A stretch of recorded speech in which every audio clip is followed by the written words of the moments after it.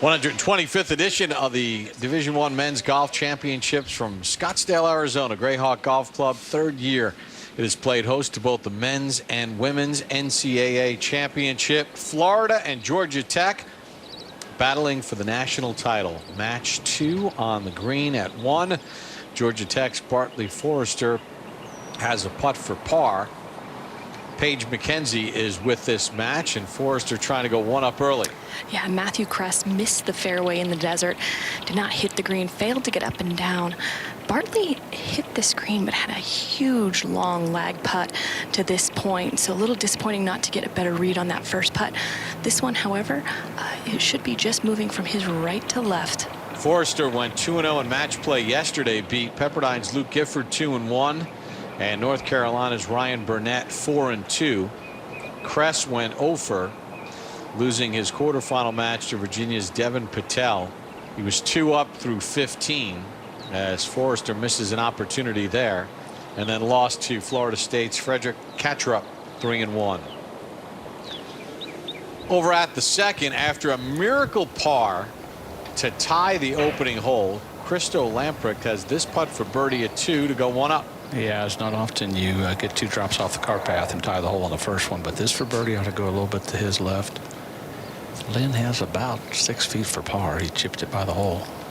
Tricky little hole location right here. It goes down the slope. Hole location.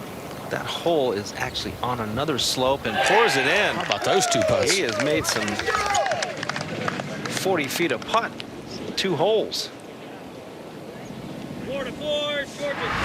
Well, John, this is the beauty of match play.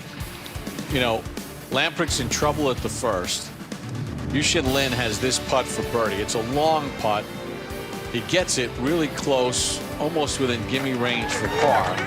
Lamprecht's all over the place, and he's got this and winds up walking out of there with a tie. Can never count your opponent out. Yushin, from the middle of the fairway, didn't hit a very good approach shot for 80 feet, and next thing you know, you walk off with a tie. And earlier, Kress had this to tie the hole. So, interesting first hole. You figure that 2 of the players would have been out of the hole, and they end up with 2 ties. Back down the fairway at 1, John Dubois, the senior from Florida, beat Florida State's Luke Clanton in the semifinals, 1 up. That was an important point. Florida really had to flip the script. Florida State had control. Dubois got a critical point for the Gators. Got that left hole location in that little bowl, and John is going to use this to his advantage. He should get a little bit better. Kind of stayed right there. Must be right at the base of that little bowl, but not a bad shot at all. Connor Howe lost to Sam Choi of Pepperdine in the quarters yesterday morning, 2-1, and then went out and beat North Carolina's Austin Greaser 4-2. 2 seniors in this match, number 3. Lots of experience. Hung that one out to the right, missed the bowl, and that is going to chase all the way off the green. Could go off down this into a collection area, and it does. That was not going to be easy. Bit of a mistake there for Connor. Back at the tee, Fred Biondi getting ready to start. On Monday, Fred Biondi became the 3rd player from Florida to win the individual title. Our good buddy, the great Bob Murphy, won it in 1966. Nick Gillum in 2001 and Fred Biondi in 2023. We have not had an individual champion come from the championship team since we were at Eugene Country Club when Oregon won the national title and Aaron Wise won the individual title. Biondi is trying to accomplish that today here at Greyhawk. Became the first international player to win the individual title since 2012, as we're ready for the introduction of match 4. Welcome to finals match number 4. Please welcome from the University of Florida, the 2023 NCAA individual champion, Fred Biondi. And his opponent from Georgia Tech, please welcome Hiroshi Tai. Mr. Biondi, you have the honor. Play away, please. Fred played a wonderful fourth round to capture that title, to come from behind. Very efficient yesterday morning. Really was not on his game, but he redeemed himself in the afternoon with a clutch match. Yeah, against Cole Anderson, beat him 1-up. He lost in the morning to Virginia's Brian Lee, 6-5. First time that the men's individual champion lost his quarterfinal match. The men's individual champion had been 5-0 in the quarterfinals. Good start there for Fred. Started 5 back of Ross Steelman, shot 367 to win it. Now Hiroshi Tai, 2 wins this season. Born in Hong Kong, grew up in Singapore, moved to Florida to go to middle school. When he graduated high school, he enrolled at Georgia Tech, but he had to complete 2 years of mandatory military service in Singapore. Won his quarterfinal match, lost to North Carolina's David Ford, 1-up in the semis. 2 wins already as a freshman. He might be a freshman, but by the time that the NCAAs come along, you're no longer a freshman. You have plenty of experience, and he's with 2 wins. This will be a nice match. It'll be an interesting match. Well, it's 2 matches in a row. We have 2 tee shots on the fairway. It's a little rough start with the first 2 matches out. Got a rally going. One more match to get on the golf course here at Grayhawk with a national championship on the line.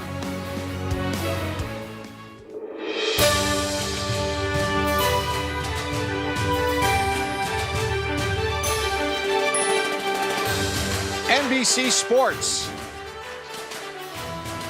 and the NCAA proudly present the NCAA Division I Men's Golf Championships. Coverage presented by Stiefel and AT&T. This is the 3rd and final year that Grayhawk will host both the men's and women's NCAA championships. It has proven to be a wonderful test and spectacular for match play. It is the 125th edition of the NCAA Men's Division I Championships, 14th year that match play will decide the national championship. Florida taking on Georgia Tech. And the Gators in match play for the first time had to come from behind and hold off Virginia in the quarterfinals 3-2. And then a late rally, Ricky Castillo on the 21st hole delivered the deciding point to knock off the Seminoles. Georgia Tech beat Pepperdine in the quarterfinals 3-2. They were outstanding in the quarters, and in the semifinals, Georgia Tech, they were in control. Ross Steelman was huge down the stretch. They beat the #1 seed Tar Heels 3-2.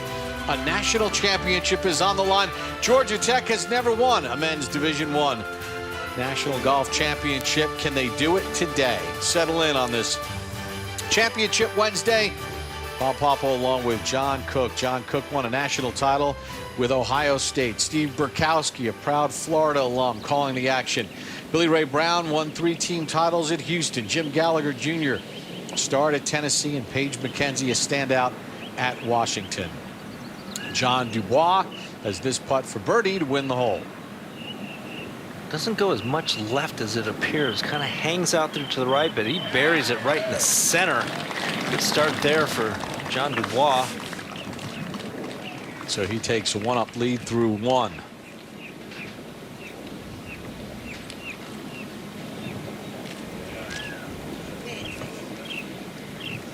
Over at the second, Bartley Forrester will be first to play. Yeah, wind coming into off of the left, 164 yards. He plays a little bit of a fade, so you got to be careful with that wind. This on a good line. Yeah, this whole location is absolutely brutal. Now trying to get down that little slope. That whole location is cut on the back side of that little slope. There's that little ridge right there, and it'll feed the ball towards the hole. Now Kress is second. Because this hole location is kind of on the high part of the green, you really have to be aggressive, even though it's tucked on the right side from this right location. That on a very bullet line and trajectory. Yeah, gets through the green.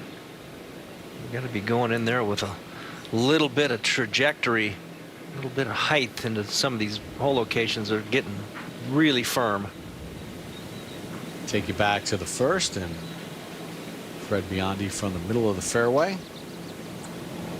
See that hole tucked over there in that left corner, just over that bunker. There is a little bit of a ridge. It's kind of in a little bit of a bowl, but if you miss that ridge, it's a tough two-putter up and down.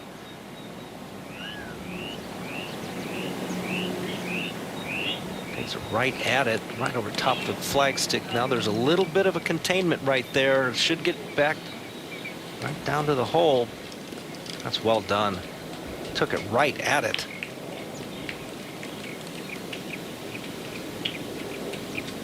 So good shot by Biondi into the first, and now Hiroshi tie. Puts a little pressure on Hiroshi right out of the gates here. Let's see how bold he will be. Whether he takes it right at it or uses the slope.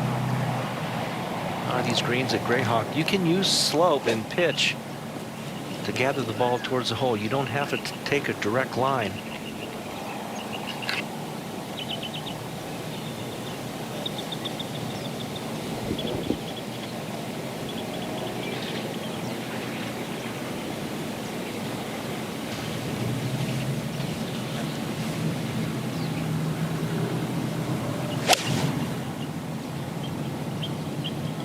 Can't miss this left or long. I get through. Oh, kind of bounced off the collar there. So both players will have good looks at birdie at number one. Very nicely. Take a look at what's at stake. Florida 56 NCAA championship appearances, 4 national titles, their last in 2001.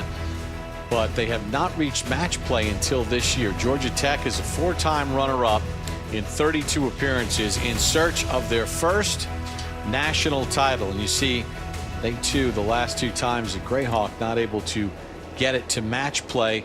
Obviously, with the quarterfinals and semis yesterday, everybody's accustomed to it. Everybody knows what's at stake, but you're managing the nerves of trying to win a national championship. What are some of the things you did early just to keep yourself calm? I just knew what was at stake. I mean, you can't hide from that fact. Then you just go about your business. Go play some golf. You know that conditions are going to be tough. Hole locations are going to be tough, but you're going to adjust as the day goes on. It's all about patience, discipline, playing the game. Each hole is its own separate little match against the course and the player. And when you can get through that, then you have a chance to win that match. We saw a couple years ago Pepperdine winning here. Last year Texas won. There creates a bond amongst teammates that last a lifetime. You have your Ohio State championship ring on. You still remain close with your teammates. Absolutely. We text all the time. We're all on a same text chain. It's one of the proudest moments in my career golf-wise, and couldn't be more proud to be that guy that made that winning putt for us to win down there at Bermuda Run in Wake Forest. Proud to this day, proud to be a member of that team. And the golf course will be tough today with the wind picking up. Bartley Forrester has a putt to win the hole over at number 2. Yeah, Matthew Kress chipped it from that back edge to about 6 feet. So he still has a tough par putt remaining. Bartley's putt, man, it was about 3 feet for being right next to the hole. He's going to be quick coming down the hill, moving from his right to left. Yeah, this whole location cut on the backside of that slope there, Paige. It's really difficult hole location. Get it out there to the right. Let it dribble down, maybe catch an edge.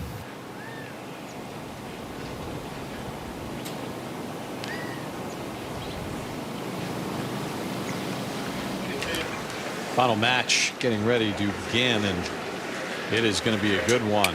Ricky Castillo, the senior from Florida, taking on Ross Steelman, the senior from Georgia Tech.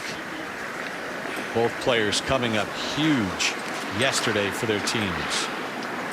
Welcome to finals match number 5. Please welcome, from the University of Florida, Ricky Castillo.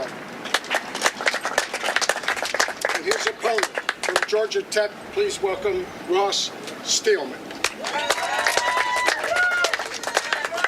Ricky Castillo, 2-0, delivered the deciding point, beat Brett Roberts in 21 holes. And Burko, a lot of debate with fans about Ricky and his last name and pronunciation. It is Castillo. Explain. It is Castillo due to his Filipino heritage. Both of his grandparents lived on Hawaii. His grandfather emigrated to Hawaii from the Philippines. Trust us at home. We've asked Ricky on multiple occasions. Castillo is the pronunciation, again, due to that Filipino heritage, honoring his grandparents.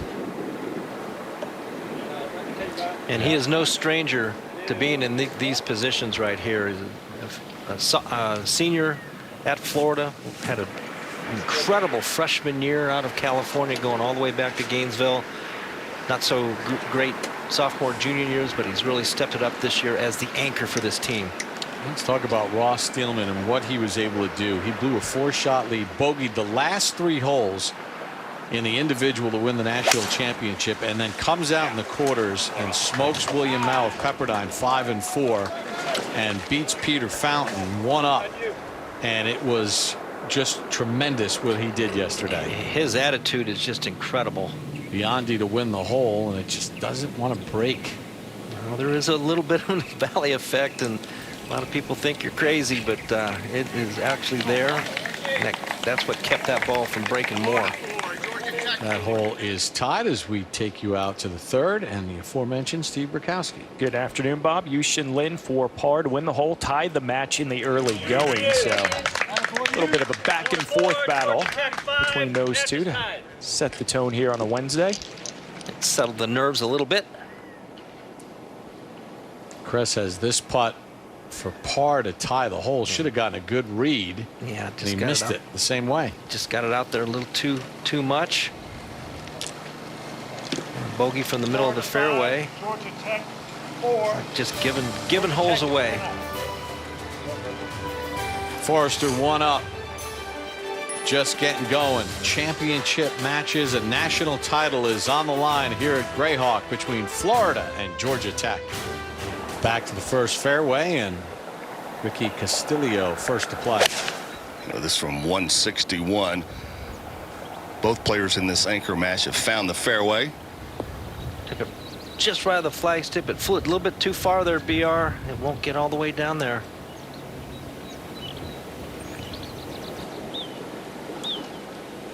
These two are competitors in match play here for the NCAA Championship 2021 in the round of 16 at the U.S. Amateur Championship at Oakmont. Ross Steelman defeated Castillo 3-2.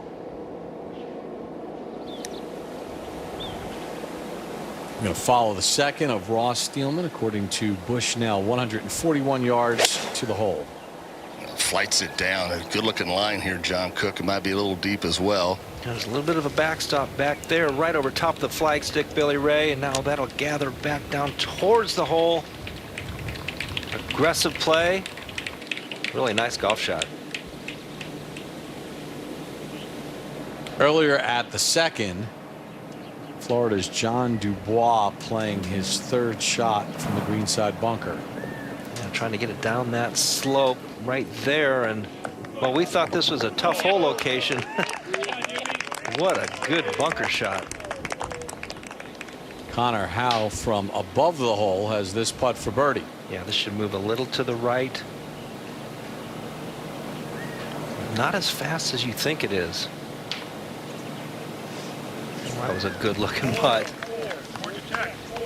So the hole is tied. Dubois 1 up. Hope you're enjoying the NCAA championships. Our coverage presented by Stiefel. The Division I Women's College World Series begins on Thursday from Oklahoma City. For more information on game times and listings, visit ncaa.com, home for all 90 NCAA championships. Head to the 3rd. Matthew Kress, 1 down early against Bartley Forster, his second. Just remember that other day, just left of that front bunker. Yeah. Well, this whole location in the back right, ball sitting a little bit down. I wouldn't be surprised if he takes a more conservative line. The only thing to pay attention to, though, if you do move left of this hole, is the green runs out quickly before you get to that flag. So short and left of this hole would be ideal.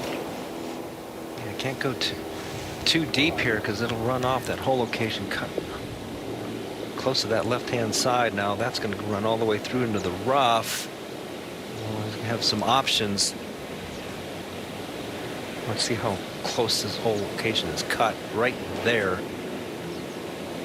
Not much to the left of this.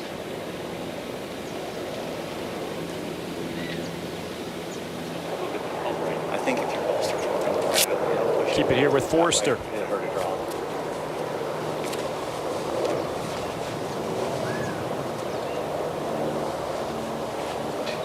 I mean, as hard as this, I might just rip a pitch. I think if I can just hit it hard and get it up in the air, it should. I think it'll carry. Okay. I don't think that's an issue. Short lines.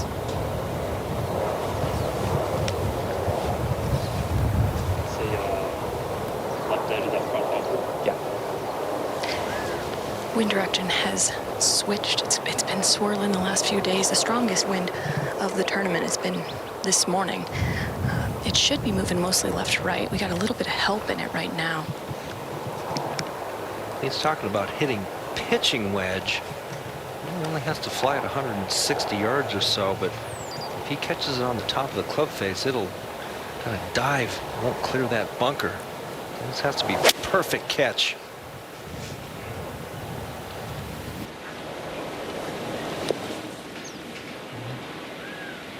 Will it hang in there? We'll chase down through. Will it hang up? Trying. It does hang up. Third year here at Greyhawk for the national championships. Consider the Georgia Tech team, the players that have been here the last 3 years. Christo Lamprecht, Connor Howe, and Bartley Forster. And pretty impressive when you consider Forster walked onto this team, was looking at Ivy League schools. His uncle Carlton gave a call to Coach Bruce Hepler. Carlton was part of Bruce's first team of the Ramblin' Wreck nearly 30 years ago. That was Castillo's birdie putt at the first. Pretty well judged. The par is conceded.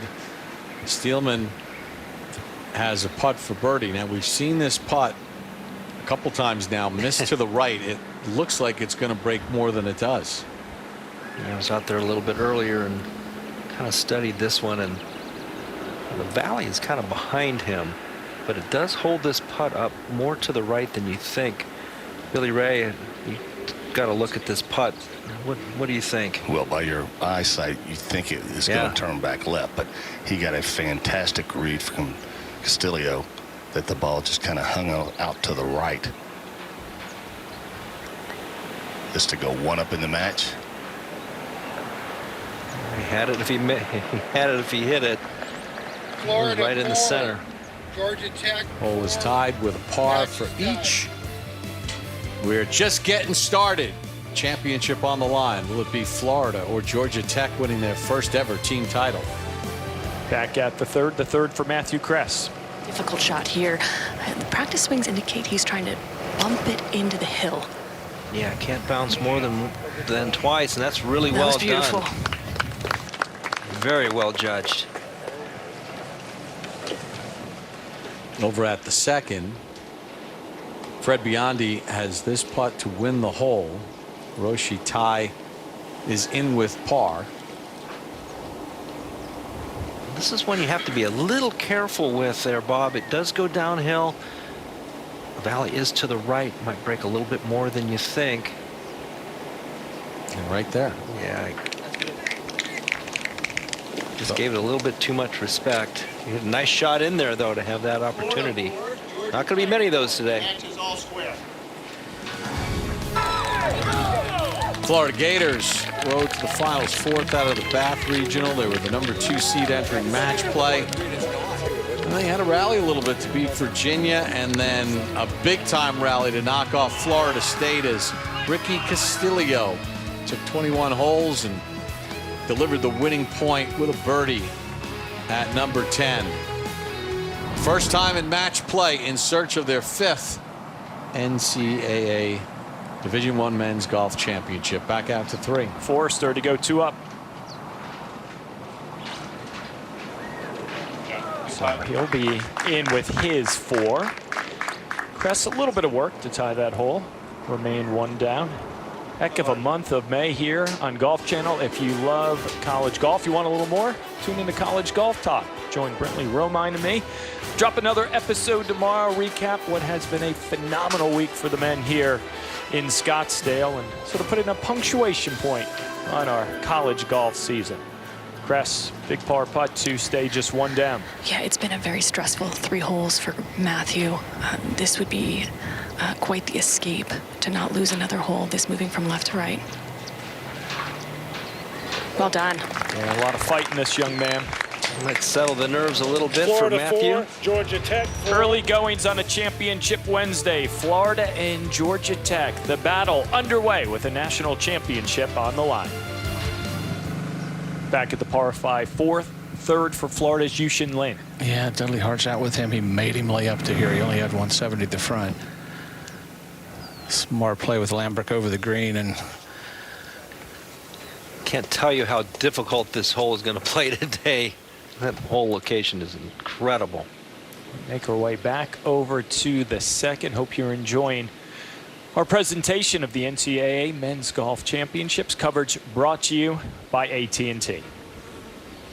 Ross Steelman, who had a chance at the last to make birdie, his 2nd. Yeah, 154 yards from the right-hand side. You can just see the top of the flagstick. Castillo is safely in the fairway, and he has a 2nd left to play here at the 2nd. That's a bit of a mistake there. That's going to be a really difficult 2-putt. Goes up that slope and down the backside. The 5th now for Lamprecht yeah, at 4. took a head of that lost ball over on the right, now over the green. Incredibly difficult shot right there, and that is really well done. That is ultimately conceded to Lin, who had that in for birdie, so he's 1 up as we go back to 2. Opening for Castillo here at the 2nd. No doubt, and now in a perfect situation. Left-hand side of the fairway taking dead aim. That's from 133. Has to get it over that little slope right there. Might come back a little bit. Yeah, that's John. That's 2 shots in a row for Castillo. Pumped that's up. long, little pumped up, my man. Pumped up, I think. National title on the line here today at Greyhawk. Florida taking on Georgia Tech. Over at the 5th, match 1 has gotten to the par 3. We're going to follow the tee shot of Yushin Lin with Top Tracer Technology presented by AT&T. That from 203, and might need to kick and get down. Yeah, diabolical hole location right here. Got a nice soft bounce. If it gets more, about 5 feet more to the right, it'll go all the way off the green, but that is really well done. Over at the 2nd, match 5, Ross Steelman has a difficult putt at the 2nd from the front part of the green. No doubt, and John Cook mentioned it just moments ago, Bob, that talking about this putt as it comes up the slope very slow. Then once it comes over that little ridge and it goes back downhill and back to his left, this matches even at this point. Castillo has it about 25 feet behind the hole for his birdie. Well, he gave that a pretty good wrap. That goes down the backside of that slope, and to your point, John, that's absolutely what it did. It gave it enough to get up the slope, but it got away from him on the backside. Take a look at Georgia Tech's road. Not only did they win their conference championship, they won the regionals coming out of Salem. 5th seed in match play. Then they knocked off Pepperdine in the quarterfinals. And then defeated North Carolina in the semifinals in quest of their first national championship. Can they go from ACC champ to regional champ to national champ? We'll find out today. And back over at the 5th, Christo Lamprecht tee shot. Yeah, he started hitting the ball a little bit better than he has these first 4 holes. struggled a little bit on the range warming up. Kind of the double miss going, and that just got hot all the way through the back of the green. That'd be a tough little pitch shot. Castillo for birdie at the 2nd. Well, coming down the slope, turning to the right. Stillman still has a lengthy par putt left. Boy, that had his attention for a long time, Billy Ray. That looked really good coming down that slope, and that putt will be conceded. And now Stillman will have a par putt to tie the hole. Tricky little read right here. It's not as fast as you think it is. Ahead to the third. Where John Dubois of Florida, a couple of putts to win the hole, go 2 up in the match against Connor Howe. And you think of the class of 2019 that Florida recruited. Fred Biondi, Ricky Castillo. There was another big name that decommitted at the last moment. It opened up a spot for John Dubois. J.C. Deacon saying it's a miracle he ended up at Florida as a lifelong Gator fan. He's become the rock of the team, the dad of the team, and maybe most importantly, John, holds everyone else accountable. He's been Ricky and Fred's roommate the last 3 years, and he's not afraid to call them out when needed.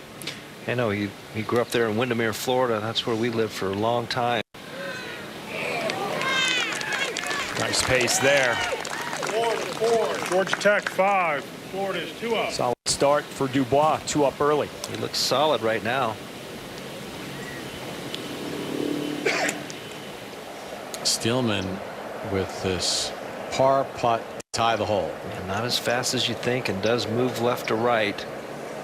Nice catch, right edge. Nice little catch, right edge of the hole. The hole is In the tied bottom, to 4. nonetheless. The match remains tied. Match 5 tied. You see Georgia Tech up in 1 match and Florida up in 2. Early stages of the national championship. We are back at the 4th. Matthew Kress just short of the green here at the par 5, his 3rd. Forrester already on the green with 15 left. This a difficult shot to judge the distance. This whole location up on top of a ridge, and that did not get up the ridge. Yeah, really difficult hole location, especially with the wind blowing down like it is. That's not going to be an easy 2-putt. It goes up the slope, down the slope, and it gets a little frisky off the back of the green. Lamprick has this putt for par to tie the hole. Yeah, it sure hadn't been an ideal start. He needs this one. Man, he's made 3 that length to stay alive. How about that? Florida 3. 3rd and 4 holes. 5 holes. 1 up. Remember, he made an incredible par at 1 to tie that hole. Back at the 3rd, Biondi, his 2nd, tied up early against Hiroshi Tai. Yeah, right side of the fairway. Back hole location, nothing to the left of this hole location. Has to go to the right. Oh, it just flew it a little bit too far. You see Tai in there already. He'll have that for birdie as we go back to the 4th. A couple of birdie putts here for Matthew Kress and Bartley Forrester. And really a missed opportunity for Matthew. He had a great drive, chose to push it up near the green, which is understandable with this difficult hole location. I don't think there's an easy approach shot into it, but disappointing chip shot to get to this point. And now it's going to be about how much nerve do you have to get it all the way to this hole. You know, Burko, the other thing is, as difficult as this hole location is, the original hole location that they cut was actually a few more paces further left, and with the wind picking up, the NCAA committee and the setup said, you know, we got to recut the flag and move it a little bit closer to the middle of the green. Yeah, that's good awareness and the adjustment on the fly. We saw last week with the women that whole location on this very hole was teetering just a bit. Yeah, this green is so exposed. It's a big push-up green. You know, it gets the wind, it gets the sun, dries out pretty quick. Really tough to judge how hard to hit this putt. I hit a couple from there today. I hit one good one, and I hit one a little bit too hard. And yeah, that's to be expected. You go that far by, it goes off the back of the green. So an opportunity now for Forrester to win the hole. 28 years at Georgia Tech for Bruce Hepler. Talked to him this morning. Thought he was going to be an accountant. CPA, took the test. First tax season rolled around. He realized this is not for me. He thought athletics maybe was the place he could go. Ended up at UNLV. All the pieces fell together for him. First assistant Dwayne Knight ever had at UNLV. Spent 3.5 years there. Then an assistant at Oklahoma State for 4 years under legendary Mike Holder. 28 years now leading the Yellow Jackets. And he just said, You overwhelm people with your time in terms of recruiting. You show them that they mean something more than just what they do on the golf course. He credits Dwayne Knight for giving him that chance. Dwayne is a legend, a Hall of Fame member, a national championship coach. I know he's back home watching this, proud of what Bruce Hepler has become, a fixture in college golf for more than 3 decades. All right, Forster to go 2 up. And less of an issue in terms of pace, because he is almost all the way to the top of this ridge. So it is another great opportunity. And he played this whole textbook. Hit. Goes a little bit left. Yeah. Now easy.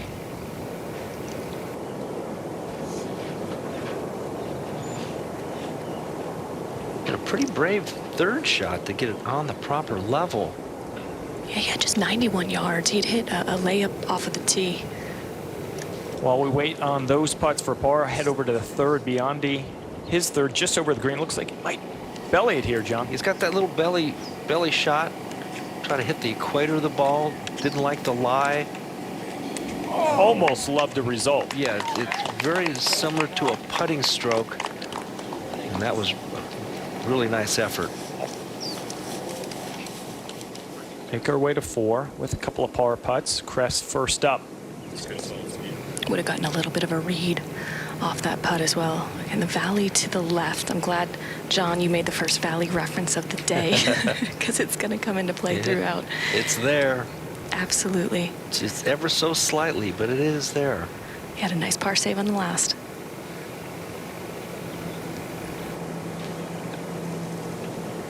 There it is. That's to be expected.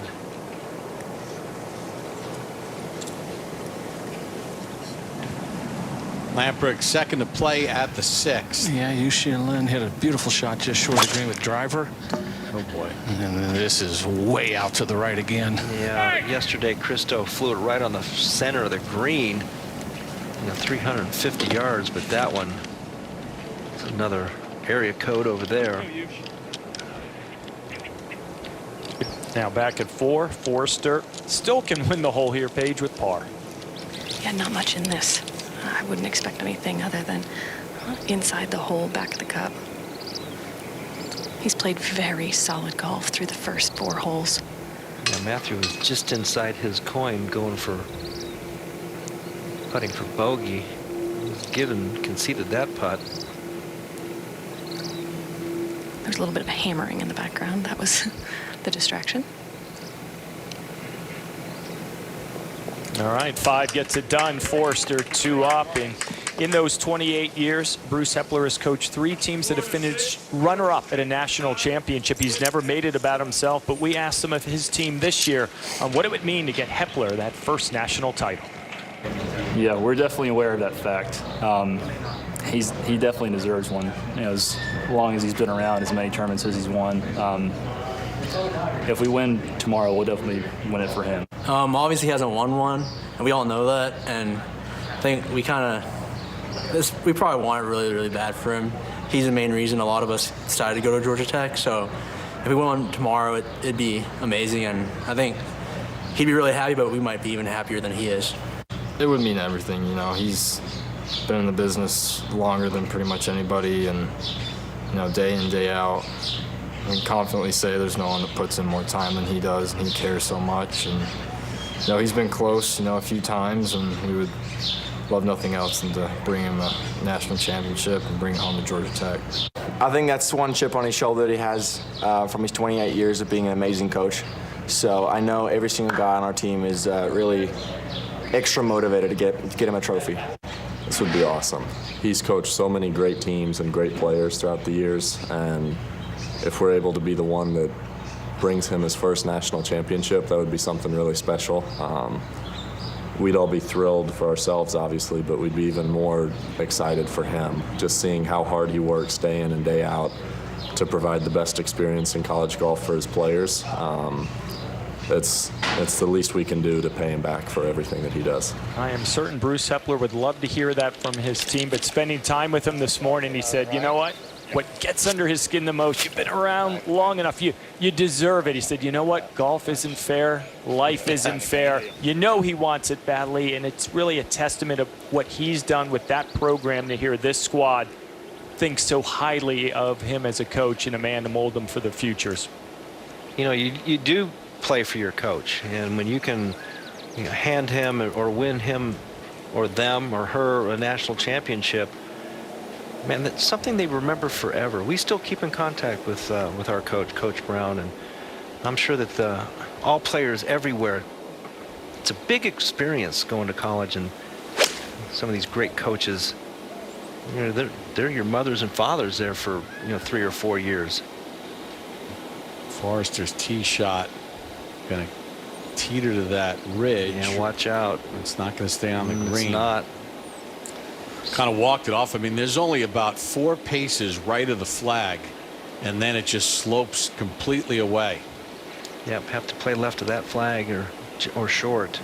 Back at the third now, Fred Biondi for par to tie the hole. Had it just through the green there, Steve, and maybe that little belly wedge shot. And yep, good one. Nice par.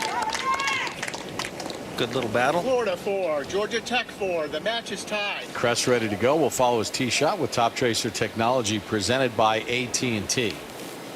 So far today, he's come in with a little bit lower trajectory.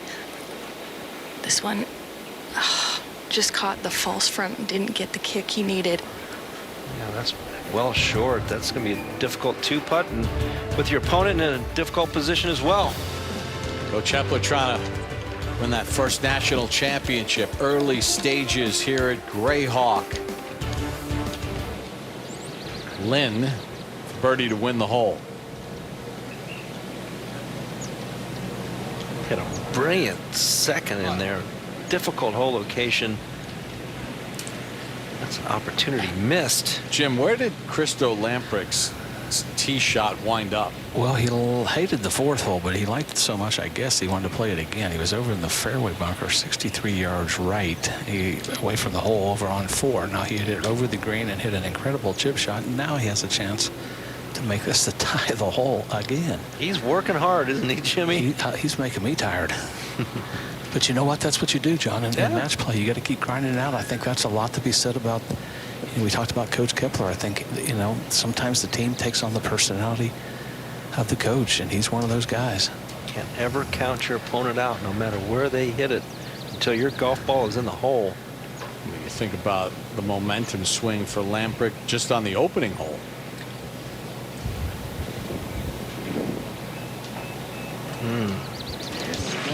I mean, birdies are going to be tough to come by today, so pars are going to be good.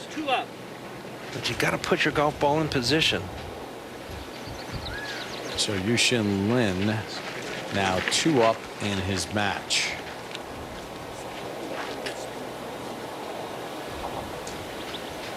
Take you over to the 5th.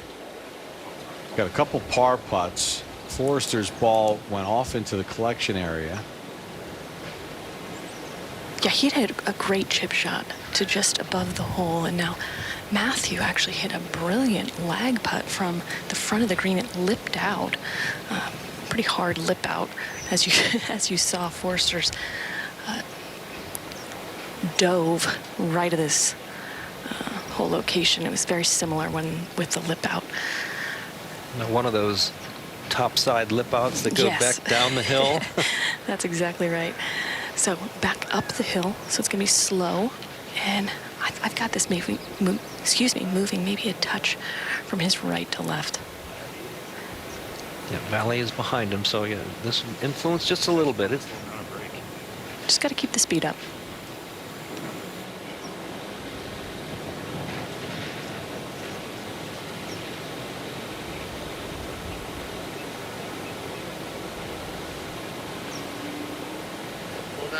Press in for par, and it's not like Forrester has a gimme here with this putt for par.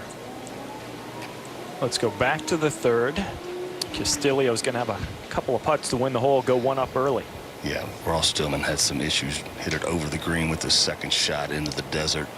Played his 3rd back across the green. Had a pitch. He's got a bogey attempt from about 12 feet, so 2 putts here for Castillo to go 1 up in the match. Pretty good breaker right there. You might have to see that one there, Billy Ray. And he certainly is going to have to see that one. That first match on the tee at 7. Yushin Lin with the 2-up lead. He's got driver. He sure does. He had a nice drive at the last hole. He had a few draws off the tee on the driving range. That's been kind of the shot he's hit today. Kind of a helping wind. You know, actually, I say that, and it turns crosswind now. Trying to fit it down there. Yeah, it's going to fit. Fit perfectly. Yeah, really runs a little bit left to right. It's a good start at the tough 7th. Tricky par putt here for Forster at 5. Yeah, not a whole lot to it, just nerves. 2 good par saves. Make her way at 7. Lamprecht with iron. Yeah, you got to make an adjustment. This is what he needs to make right now. Just got to get it in the fairway. It's a tough hole location. 4 is going to be a good score here. Well, and that is out to the right towards the bunker, trying to draw left. Yeah, he's a little out of sorts right now. Very much so. Golf swing, a little unorganized. Yeah, and it was one of the questions starting this day. Feeling confined here at Greyhawk. The driver has been an issue, but you have to adjust, which he at least attempted to with the club selection, and there's a good reason why Christo Lamprecht out first to maybe try to set a tone. He's a first-team All-America selection. They have been announced. Fred Biondi winning that NCAA individual champ. To make that list certainly special. Be interesting to watch Lamprecht, how much he stays true to his plan and maybe deviates when needed. So we move our way over to the 4th with Dubois. Early 2-up lead over Connor Howe for par to tie the hole. Yeah, it's a tricky little putt. A little into the wind. Doesn't do much. Does anything, maybe left center. Solid start here for John Dubois. Florida 5, Georgia Tech 5. Florida remains 2 up. Drop back 1 to the 3rd. Castillo still has a par putt remaining, but Steelman first for bogey. All right, that's enough. So a little bit of a mess on that hole for Ross Steelman. 1 down early to Castillo on a Championship Wednesday Greyhawk national title on the line in the early going. Florida leading in 3 of the 5 matches here in Scottsdale. Here you are in Arizona, where time is measured in moments, not minutes, and relaxation is an art form. At the intersection of utter serenity and total awe, where you feel fully present experiencing the past, and you meet your inner foodie for the first time, right at the center of the best time you've had in years. Visit a new state of mind in Arizona. Plan your trip at hereyouareaz.com. Narrow is no good. That's why I wear new wide-fit, hands-free Skechers slip-ins. You just step in and go with no bending down. They even go on easy sitting because wider is better. Even I could have made that. Try new wide-fit Skechers slip-ins.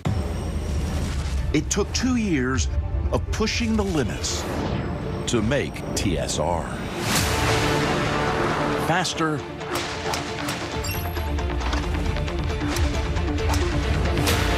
longer,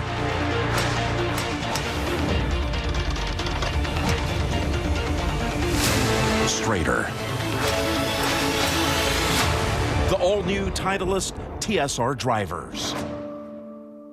Your shipping manager left to find themselves, leaving you lost. You need to hire. I need Indeed. Indeed you do. Indeed Instant Match instantly delivers quality candidates matching your job description. Visit Indeed.com/hire. At SimpliSafe, your safety is the only thing that matters. We designed smarter ways to detect motion for fast emergency response. We create HD cameras so you could see what's happening in your home from anywhere. All powered by Fast Protect technology, exclusively from SimpliSafe for faster police response. Because in here, your safety is the only thing that matters. Advanced home security, 24/7 professional monitoring. There's no safe like SimpliSafe. couple of conference champions battling out for a national title here on this Wednesday at Grayhawk, Florida, taking care of business last month, winning the SECs. Georgia Tech doing the very same at the ACC championships in formats that mirror what you see here. Little stroke play, little match play. Seen a lot of conferences adjusting to get their teams ready. At the fourth, third for Ty. Biondi's just short of the green. Yeah, really have to control spin here. Look out. That's going to fall off the back of the green and go all the way down. Wow. So difficult. It's such a small little area there where that whole location is today. And that gets up against the crease, and that makes it even extra difficult. Go over to the sixth. Yeah, just flight it, and you have to hit it hard because the front. Florida head coach J.C. Deacon alongside Matthew Kress. A similar path to Bruce Hepler. He played golf at UNLV under Dwayne Knight. Kid from Canada. Took notice of just how well he was playing. Thought it would be intriguing to watch and see if, hey, you know what? UNLV might be the place for me. And we'll have a little more on how J.C. got to this point. We'll watch Kress first. It's dead back into the wind, and where this hole is located, they have not cheated the players today. Tough hole location, everything sloping away if he takes it on line with the pin. Really have to control distance here. And that's okay. That's okay. So JC went and played at UNLV, professional golf for 5 years, like Bruce Hepler, no intention of ever being a college golf coach. He said he was broke. He had no money. Dwayne Knight called, said, I think you'll be a great assistant, a great addition. He believed that much in Dwayne Knight. Was there for 3.5 years, said he had no idea what he was doing. Then the University of Florida called, then AD Jeremy Foley, looking for that young up-and-comer, someone that's going to outwork everyone else. And the first few years, very good for Deacon in Gainesville. About 4 or 5 years ago, lean moments, and he said, maybe this job is too big for me. But he stuck true to what his dad said, outwork everyone, dig your heels in. And his dad, Cam, his mom, Jennifer, back home in Canada watching, Jeff and Jillian, brother and sister, a lot of proud members of that Deacon family watching JC try to win a national title today. All right, split the pin and those two guys standing back. There you go. Okay. Pass that, okay? Bartley Forrester to play his second in the six. According to Bushnell, 114 yards to the hole. Yeah, he chose to push it down here quite a bit further than Kress off of the tee. A much easier approach into this difficult hole location from where he is. Flag's not moving, but the wind is there, straight into him. Be interesting to see if he takes this whole location on. Anything a hole high left is good. He goes right at it, and what an excellent golf shot. So Forrester will have a good look at birdie at the difficult sixth. You're watching the NCAA championships. Coverage from Grayhawk. The men's team championship on the line, presented by Stiefel. Will it be Georgia Tech or Florida today? Back to four. Biondi, his third. Really difficult here from the left. Keep it on that little plateau, and that is outstanding. Did you hear the crispness of that strike? Just the ball and the grooves just met.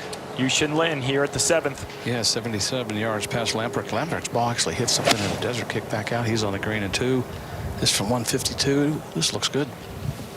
That back hole location today there, Jim, and uses that ridge perfectly. Really nice golf shot right there for Yushin. So Lin 2 up in that opening match against Lamprecht. The battle continues. A national champ will be determined by day's end here in Arizona. Back at the par 5 fourth, the fifth shot for Hiroshi Ty. We saw Biondi hit it in close. Got a great look at birdie. Yeah, hit his third over the back of the green. Had no play. Oops. Right back where he was hitting his fourth from. Exact spot. Florida 4, Concession Georgia Tech was 6. going to come. Florida is 1 up. So Biondi with that one-up lead through the first 4. By the way, that would not have been a penalty or loss of hole. Forrester with a great look for birdie at the 6th. Downhill moving right to left. Great look right here, Paige. Can it stay up? No, broke across the hole.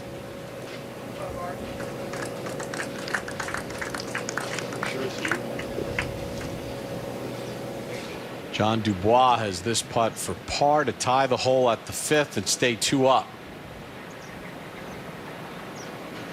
Breaks a little right, not quite that much though, and it's kind of more down than it breaks. Right? Yeah, these par 3s are going to be really, really difficult today. So pars are going to win some of these par 3s. Ahead to 7. Yushin Lin to go 3 up. Yeah, he's had deadly hard here since the first tee shot, and he's reading the putt form as well. Oh, they both read it well. That's a great birdie at the tough 7. Take you back over to the 5th. Fred Biondi on the tee. We're going to follow his tee shot with Top Tracer technology presented by AT&T. 203 yards today. Hole location on that right. Dangerously close to falling off the right side of the green. Flights it in there low up the left center of the green. We've got it in there too low. We need to get it higher up in the air. Well, on Monday, the Fred Haskins Award presented by Stiefel. We'll take a look at the list of recent winners. Ludwig Aberg, the winner this year. Chris Gotterup, victorious last year. Sahith Theegala won it. Pepperdine, Matthew Wolf. Justin Thomas back in 2012. Tee at 8, par 3. Lynn up with that 3-up lead. Yeah, I mentioned assistant coach Dudley Hardy. He knows how important this point is. He has been with him, as I said, the entire time. 177 holes location is up on that little plateau. Yeah, only 3 or 4 steps up on that little plateau. If you go a little past it, there is a slope. He could use it, but it gets too far up that slope, it'll really come back. You sure don't want to miss it right. And that is a Let's see if it uses this slope or not. well played shot right there. Yushin seems to be on his game today. Yeah, since the first couple holes he is. Yeah, and it's something Dudley and JC shared with me this morning when describing Lynn. They're like, the genius is there, but when does it show up? When it's good, it's great. When it's bad, it can be frustrating. And we saw both sides of that yesterday in the quarters and the semis. Well, I think when you've got an assistant coach that has the tour experience that Dudley Hart has, it's a huge benefit to these young men. And I know he's been a big plus for this team, and he's been big today. According to Bushnell, 156 to the front, 177 to that hole location. And Jimmy, that's what J.C. Deacon said. When Dudley came on 2 years ago, we were a good team. The past couple of years, they were a very good team due in large part to Dudley Hart. There's a lot to be said about knowing what it's like, the feelings in the moment. Can you grasp that moment? You're going to be nervous, but you sometimes just have to kind of control those nerves. Yeah, just playing the game of golf and understanding the game, not just the golf swing. Yeah, you got to be able to free it up. It's see if Christo can, because he sure hasn't yet. This is on a decent line. Oh my gosh. That's going to be so fast coming down. Absolutely crush that.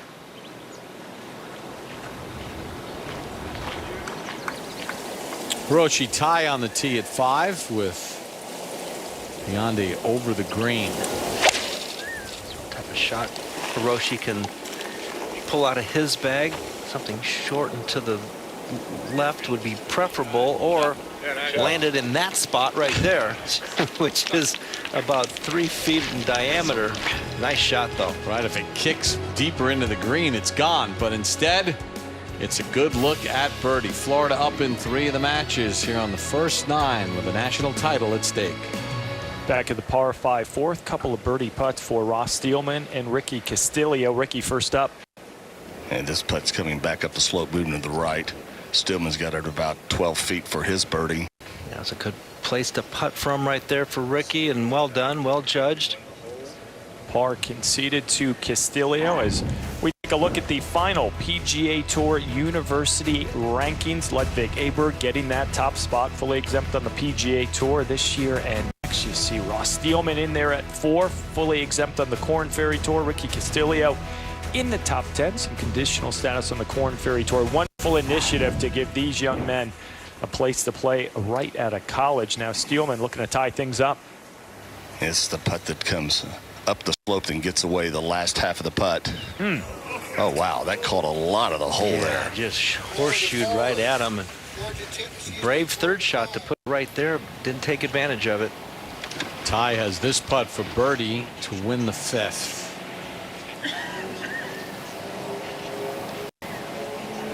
Biondi still has a par putt at 5. Over to 8.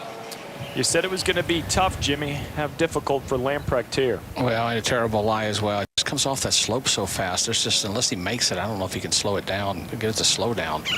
He's going to go sideways. Yep. And then pick up speed. Not all he could do. Mistake was long there. We talked about it. Can't go right or long. So Christo in danger of going 4 down against Yushin Lin. Biondi has this putt to tie the 5th. Looked good for a while, but mistake off the tee. Bogey there at the 3rd, at the par 3 5th. That match is tied. Lamprecht still away, his par putt. Yeah, about 35 feet going up the slope. It, I guess, could fall right if it goes. He's just got to hit this hard enough. Lynn's in there about 10 feet. I don't know how he got his ball to stay up there, but he did.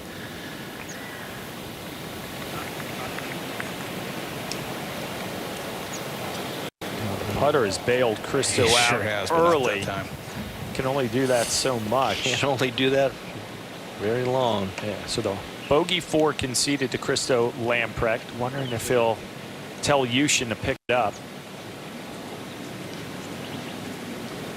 Yeah, it was conceded to Yushin Lin. This is practice putting, completely allowed in match play. So big start for the Gators in that opening match. And you always want to putt that if you have a little birdie putt. Kind of a little confidence boost, kind of keep the round going, keep the flow going. Match 5 has reached the difficult par 3 5th. Ricky Castillo of Florida, 1 up on the tee. The wind really starting to pick up here. That was a 7-iron there for Ricky. And Cookie, these are one of the holes you talked about. Possibly could win a par 3 with a par. Yeah. This is brutal. It's getting really bouncy out here right now. Ball sailed on him there, Billy Ray, and flew past hole high with a 7-iron. Well, you said about what you're thinking about here now is trying to land. It's 203. If you can just land it maybe 180 yards, 185 yards onto the putting surface, it's kind of what you're looking for right now. That's all you're trying to do, and depends on your trajectory. And if you put it up in the air, you can land it, maybe a couple steps on the green. But if you take it in there low, well, you're taking a chance to go over the back of the green. Well, this one's not going to be low here for Stillman. This is a 9-iron and sends it straight up in the air, kind of hanging a bit to the right. Castillo is over the green. It's a miss on the left there in that left bunker. That'll be speedy. So both players missed the green at the difficult 5th. Florida up in 3 of the 5 matches. Match 5 at the 5th. Ross Steelman of Georgia Tech missed the green left, Billy Ray, and this is going to be interesting. Yeah, it's going to be very, very quick. Castillo has missed it long over the green, but advantage to him right now because he's got a pretty simple pitch, but this could catch the ridge and run out. Yeah, that was to be expected there, Billy Ray. Anything past this whole location from that spot would have gone all the way down off the green, so expected that to come up short. Match 4 at the 6th. Hiroshi Ty getting ready to play his second. Touch of a hanging lie, ball below the feet, but back into the wind. And actually, I don't mind this angle from the left side of this fairway coming back into this green. Gives it a little friendlier look, but everything's going to be bouncing from his right to left once it lands. Yeah, players are fortunate that it's back into the wind here, Paige, because if it was downwind, really difficult to hold this green. So the wind can hold the ball up. That one just got eaten alive. Well short. That's going to be a really difficult 2-putt up the ridge. Castillo to play his second at the 5th. Well, the ball's sitting kind of a perfect line which you want to run out. It will definitely start to turn to the left here. Well, that ball runs off quickly on this right-hand side of this green. Sure does. That was a pretty good effort. Ahead to the 7th. Florida's Matthew Kress. A couple of putts to win the hole. Cut into that lead of Bartley Forrester. A good second shot in here on the tough 7th. Big breaker from right to left, and that's all he needed. 4 wins that hole for Kress. Now 1 down.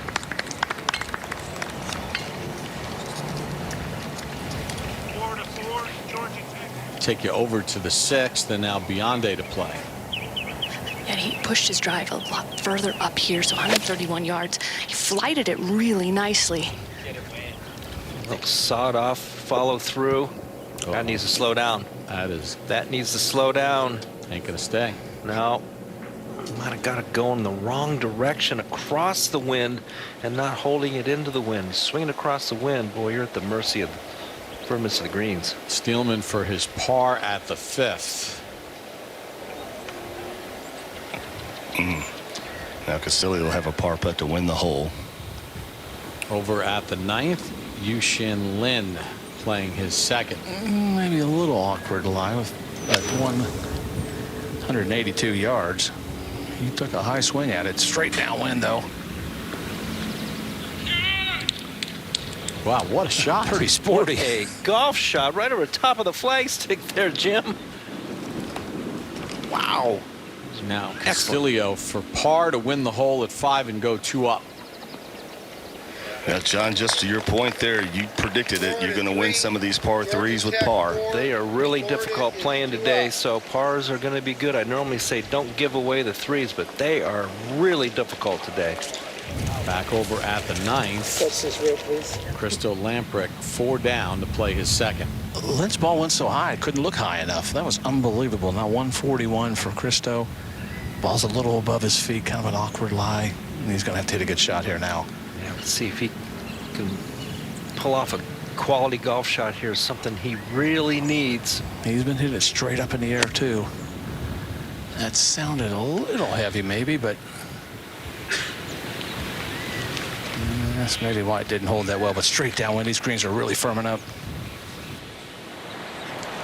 Match 1 has reached the 9th green. Christo Lamprecht 4 down has this putt for birdie at par 4 9th. And the wind has just picked up some serious velocity, and that will affect putts on the green for sure. It's coming down the hill.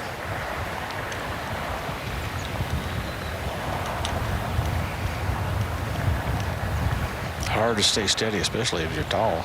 Yeah, he's 6'8". Yeah, I was going to say that Georgia Tech has the all tall team.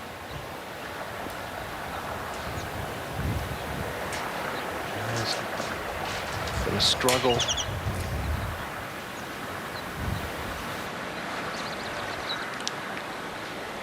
You know, Jim, I was out there earlier, and Brad Gregory, who sets up the golf course, I asked him about the moisture in the greens, and he said they put water on the greens last night to get them over 20%, around 23%. They know they're going to lose about 3 to 4% of moisture, but they want to get water on because they knew the wind was coming today and that it was going to dry things out and eventually get bouncy. So they didn't want it. They didn't want to start in a place where it could get unruly during the round. Yeah, that's a good point, because I think the plan was to maybe take the water off and really get them firm for the final round, but couldn't do that on a day like today. That's smart, using that forecast, and they're right on with it so far. Yeah, the setup has really been good. Both weeks. I wasn't here last week, but this week is they've set the golf course up to be playable. Lynn to go 5 up. Reach. Back into that wind. It did. The wind just kind of held it up.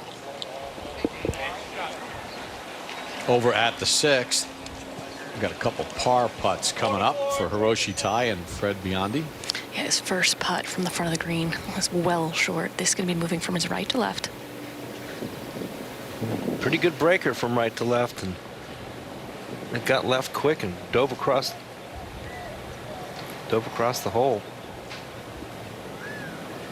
over at 8. Matthew Kress. This for birdie to win the hole. 1 down against Bartley Forrester. Forrester still has a par putt upcoming. So we'll move to his right, kind of off that back ridge, that back slope, and down the valley. Oh, just carried a little too much speed. Good run, but a couple feet left. Biondi for his par to win the hole. Up the hill, right to left.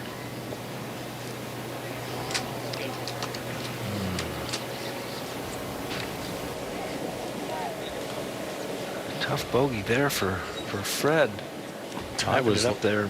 Ty was a little aggressive with his putt, so he's going to make him putt it out. Yeah, I think Fred got absolutely nothing out of that approach shot. Hit such a beautiful drive. Tough to walk away with bogey, and Ty's probably thinking the exact same thing. Textbook hitting the screen, and now a stressful bogey save here. Yeah, let's see if you can gather yourself. It's about patience and discipline out here today. Pars are going to be okay. Keeps the match tied. Only match on the golf course right now that is tied.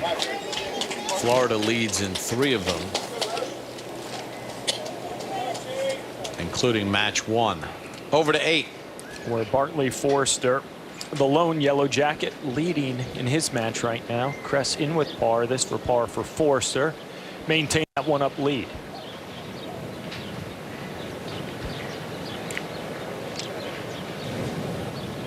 Player for the Yellow Jackets that's gotten better and better each year.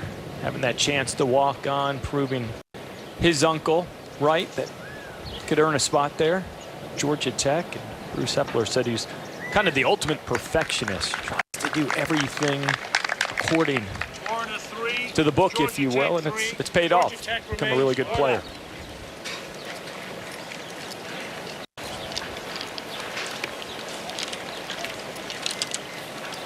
(2-0) in match play this week so far is Bartley Forrester. A couple of college wins, part of the All-ACC team a year ago, and we touched on this fact that his uncle, Carlton, part of the very first team head coach Bruce Hepler had at Georgia Tech. So the Forrester name and Yellow Jacket golf, they go hand in hand.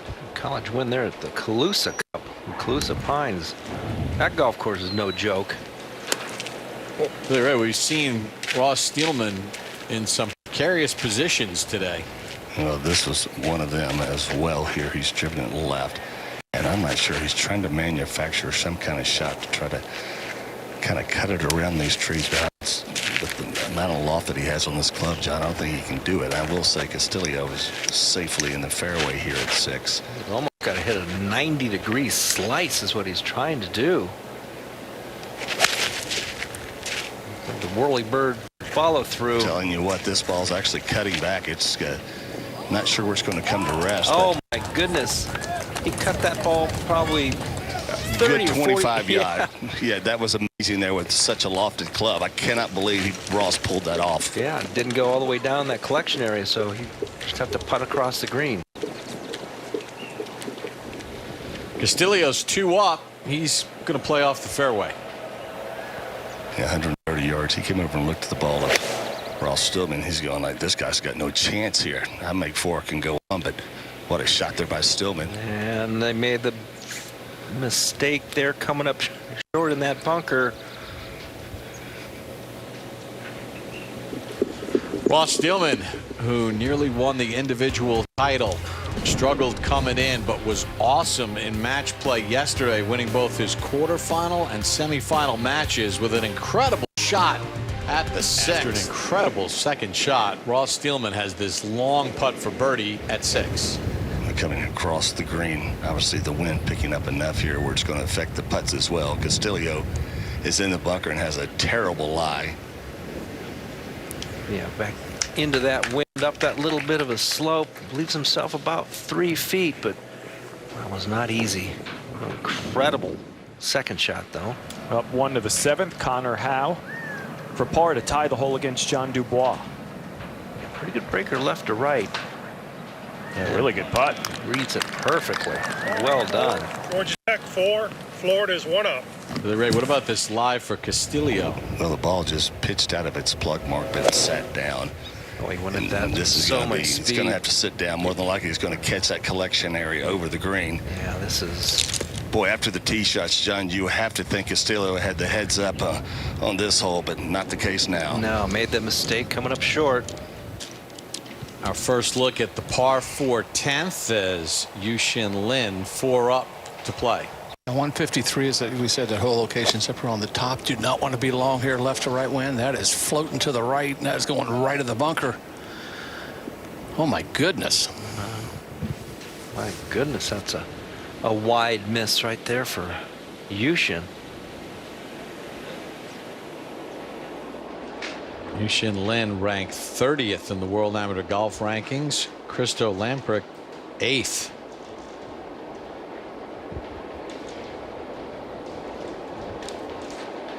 Lamprecht 4 down to play his second into 10. Yeah, he's only 142, John. You just have to kind of make a decision what you want to know, because you got to do, because you know that most likely Lynn's not going to be able to hit this next one close. So maybe even just anywhere on the front part of the green. You don't want to get too aggressive. As I said, 4 steps past goes off the green. Yeah, the mistake here is, like you said, long left. So I'm going something to going to cover that right bunker and try to hold it up. Trying to get on that back shelf, maybe. It's heading to the back shelf. See if it stays there. Somewhere right in there. Pretty well done. Yep. Don't count Christo out of this match quite yet. Got a couple of nice shots last couple holes. Make our way back to the 7th. Hiroshi Tai getting ready for a second just off the fairway. Yep, he's just left of this fairway, and wind is helping from right to left. Got a bit of a hanging lie. Ideally, he could work this up and around this tree, but tough off the hanging lie. And he might have a little bit of backswing issue with this limbs above him. He's going to have to hit a big sling and hook. Try to get it somewhere on the front part of the green. And Biondi's got a little bit of trouble on his own, just to keep awareness of how this match stands. Biondi took driver on this hole and pushed it way up, but will have to have some sort of punch shot to the green.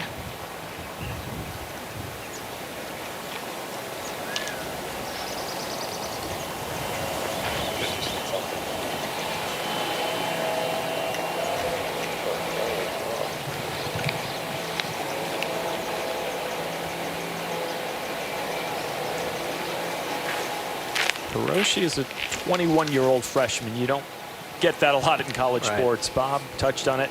Top of the show, 22 months of military service back home in Singapore. That was mandatory. Joined the Navy, was on freighters and submarines. But his coach said he usually makes the right decisions. When you come from that type of background, so mature, understands what hard moments are like. So in a match like this, that could mean so much. Hiroshi Tai can lean on a lot of different experience away from the golf course to maybe help him pull it out. Yeah, not many freshmen have those real-life experiences like that before they go to college. 203 hole, 186 front. It's turning. He's got a nice draw on it. Oh, what a golf shot over that bunker. Hiroshi Tai may not get up the slope, but what a great effort there from Hiroshi. Not to mention he had the swaying limbs on his backswing from the tree. He had a lot going against him there. And Georgia Tech, they knew what they were going to get from Hiroshi Tai. They were going to wait for those nearly 2 years of military service. Talented. Only Georgia Tech player to win multiple events this season. Lost in a playoff at the ACC Championship, and worth another look, John. Yeah, take a look at this. I mean, he swung right through the branches on his backswing, didn't even think about it. Big old loop and hook. Now let's see what Fred can do. Has a shot at the green. Looks like he's going upstairs with a big old high hook. That is, and we got a huge gust of wind helping right now. That'll get all the way through. It'll stay in that. Got caught up in the primary rough, so better than being down in that collection area. Castillo now for his bogey. Remember, his bunker shot went over the green.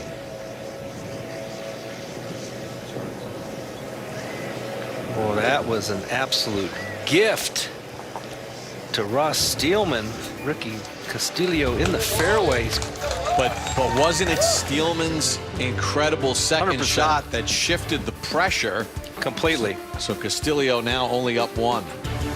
Championship matches continue between Florida and Georgia Tech. And if you're just joining us, you heard Ricky Castillo say it. That is how the name is pronounced due to his Filipino heritage. Yu Shin Lin, a big lead out of the gate. In the last 10 or 20 minutes, you see Georgia Tech battling back. Circle that win at the 6 by Ross Steelman. A lot of veterans on that team, just like Florida.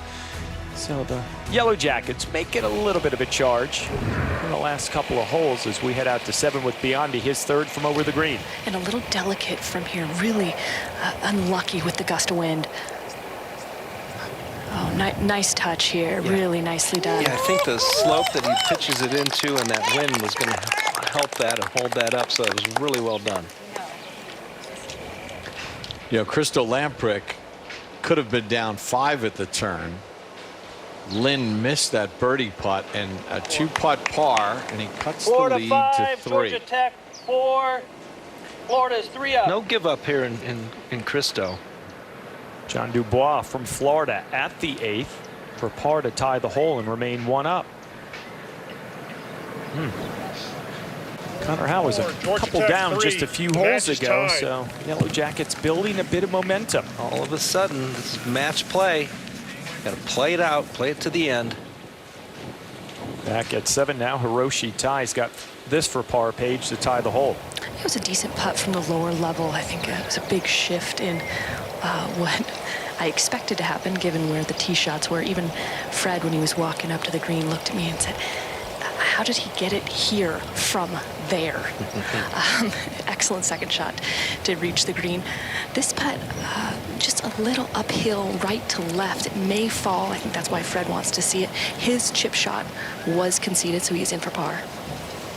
Think about that shot. Ty just hit at 7. The shot Steelman hit at 6.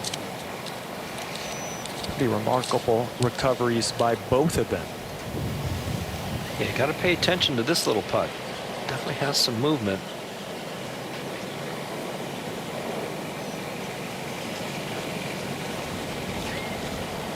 Great 4. 2 good 4s. Florida 4, Georgia Tech 4. The match is tied. If you're a head coach, you always try to get your team to peak at the right point of the year. Take a look at the last 6 events for the Yellow Jackets coming into the NCAA championships, right in the mix. And then I love the fact that they win conferences. They back it up with a regional title. Every coach wants to get you playing your best in April and May, but Bruce Hepler's team has done just that. Final match on the fairway at 7. Steelman 1 down to Castillo, getting ready to go. Well, he's got to feel rejuvenated after getting that gift from Castillo back at the 6. He's only 1 down in the match right now. He's in the right-hand side of the fairway. He's got 185 left. Castillo hit a beauty up the right-hand side. He's only got 150 yards. And this is a strong wind helping back down the hill for these approach shots. Yeah, this will be interesting here what their strategy is. To get it close, it has to be left of the hole to use that slope. But if it's too far to the right, lands on top, it'll go down the hill. John, I'm not sure you can spin it enough with this helping breeze if you go left. He hoisted that so high in the air. Just floated on him. That ripped up in the air. A reminder that the best golf is played here, the Muirfield Village Golf Club, the place that Jack Nicklaus built, where the PGA Tour's best tee off. The Memorial Tournament starts tomorrow, Thursday, 2 p.m. Eastern on Golf Channel and Peacock. Now Castillo at the 7th. Coming off this downhill lie with that helping breeze, you got to think, especially where Stillman's at, this ball's got to be just a bit right now. Yeah. Trying to keep it just below the hole into that little valley. Carried it up there. I think he had short enough club there, Billy Ray, that he thought that he liked the number. And pretty aggressive play. A great play, actually. Up 1-8. Hiroshi Tai on the tee at the par 3. We'll follow it with our Top Tracer technology presented by AT&T. Any other given day, pretty straightforward par 3. Got to be careful with this wind, though. Will it get up that slope? It won't. It'll gather back down. Have to guard from going long here, so sensible shot. I agree, Cookie, and I think that's where we're going to see probably a lot of shots today. Is you can't get too aggressive with this because the real trouble is beyond this whole location. And given what I've witnessed with the gusts that we've seen today, error on the short side. Yeah, we've seen Fred Biondi play some great golf this week, winning the NCAA individual championship. But go back 18 months ago, college tournament at Isleworth, where J.C. Deacon told me this morning he had enough. In the middle of the round, he knew how good Fred Biondi could be, but played tentatively, got timid. And he said, right here, figure it out. You better change or don't plan on being in the starting 5. Came out the very next day, shot something in the 60s at Isleworth, and that was sort of the challenge, and he accepted it, worked on the shortcomings of his game, and used failure as a positive. So it was sort of a gutsy call in the middle of a round a year and a half ago by Deacon. He's got a really nice golf swing, and you can see the aggressiveness now at Isleworth. I played there thousands of times, and you can't go around there tentative because it will expose you. So a little attitude adjustment, and that's exactly what you need. Yeah, sometimes a coach will call you out, see how a player responds. That is exactly what Fred Biondi has done for the last 18 months, an NCAA individual champ, trying to lead his team to a national title as well. Back at 7, Ross Steelman has this for par to tie the hole. Yeah, Castillo just hit a little weak birdie putt now. Castillo hit a wonderful chip that just lipped out and ran past about 4 feet. Ooh, that got left quick there, Billy Ray. Had a lot of pace on it as well. Have not seen him make a stroke like that all week. Especially yesterday afternoon, coming down the stretch. That was short, quick, and impatient. So Castillo 2 up in that one. We make our way over to 8 as you're watching championship coverage of the men's Division I Golf Championships. It is presented by Stiefel. Biondi first to go. It's going to be slow coming up this hill, moving, I believe, from his left to right. Ooh, that's a good run there. A couple of feet by. We'll see if... I don't think it's quite that friendly of a match. How kind Hiroshi's going to be. Not with that little tickler right there.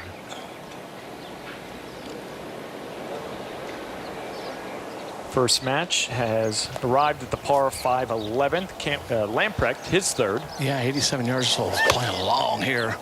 It's on a pretty good line. Lynn's in there about 15, 20 feet. And what a hole location this is. And those are 2 really good ones here. Looking at this whole location earlier, and I'm going, how do you get it close here? Well, those 2. Now Hiroshi tied to go 1 up at the 8th. Certainly would have got a touch of a read on this putt. Also, though, that speed may have scared him a touch going back up this hill. Well, we gave it a good run. Ooh. Well, that's about 3 of those we've seen from Georgia Tech on this front 9. They've caught the hole. So par conceded to Hiroshi tie. He's going to watch Fred make him earn that par. As you should at this point of the proceedings. I think so. Make him putt it. So it's a delicate little putt. It's got a little movement to it. Definitely has some speed. Well, it can be a little bit deceptive behind the hole. The break changes a little bit with this mound behind the green. But I think if you keep it inside the hole and hit it solid, you're in. All right, good one by Fred. Florida 3, Georgia Tech 3. The match is tied.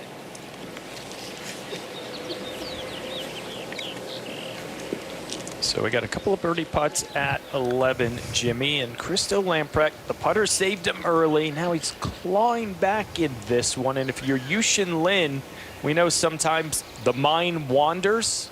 I think that's a big reason why Dudley Hart is there every step of the way. You don't want Lamprecht to build any sense of, I can do this, I can come back. Absolutely, and he actually looked like he was going to hit driver off the deck on the second shot, and Dudley said, we're not going to have any of that. So he made him hit the driving iron. I could be mistaken, but it sure looked like that's what he's going to do. I'll tell you what, I think this is an important putt for Yushin here.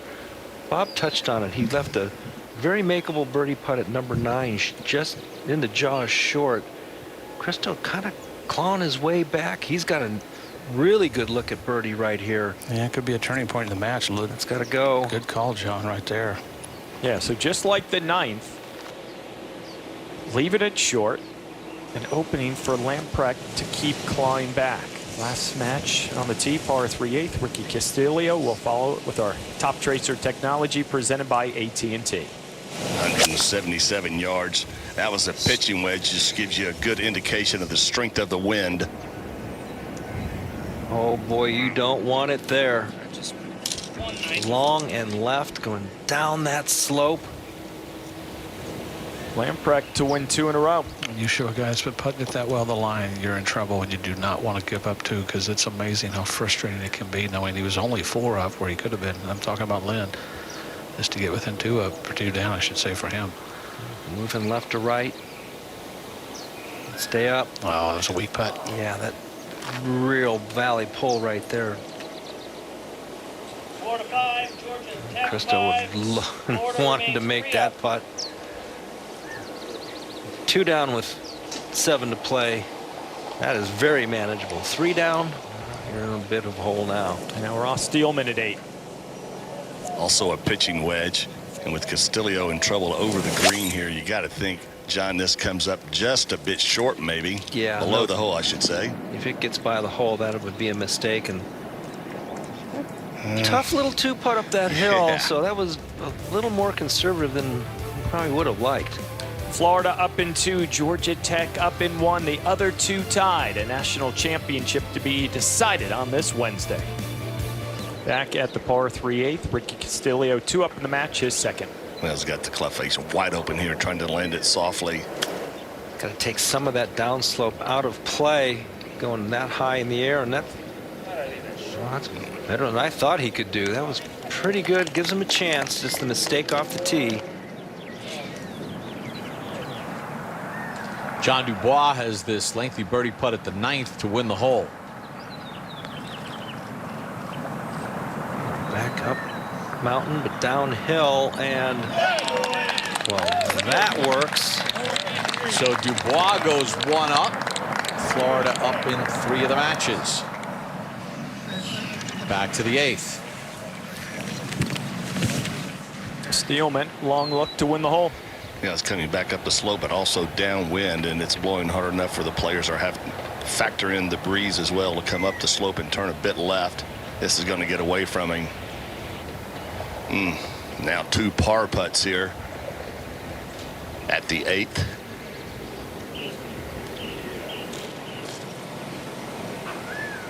Now over at 10. Forster has this par putt to win the hole, and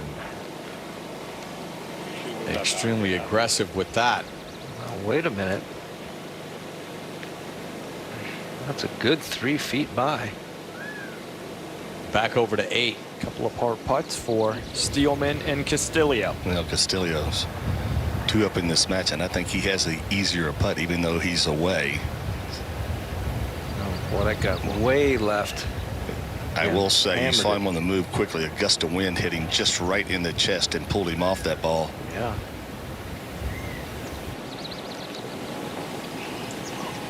Fans out checking the team championship over at the 9th. Hiroshi Tai will be first to play his second. This match is tied. It's 164 yards to the pin, but I'm paying attention to the 151 number. That's to cover on line with the pin, that front edge, straight downwind. Back left hole location, gets it out there to the right, trying to use a little slope. Nicely done. Pretty well done. Steelman now for par to win the hole. Yeah, it's a putt though. You got to be aware of the valley here. Just gets it started and goes right back left to the valley. Sure did. Ricky, powered that par putt through. He's got a good couple of feet left. Now Biondi second into 9. 148 pin, 135 front. The wind knocked this down a touch. Trying to get to the middle of the green. It does. Gets past.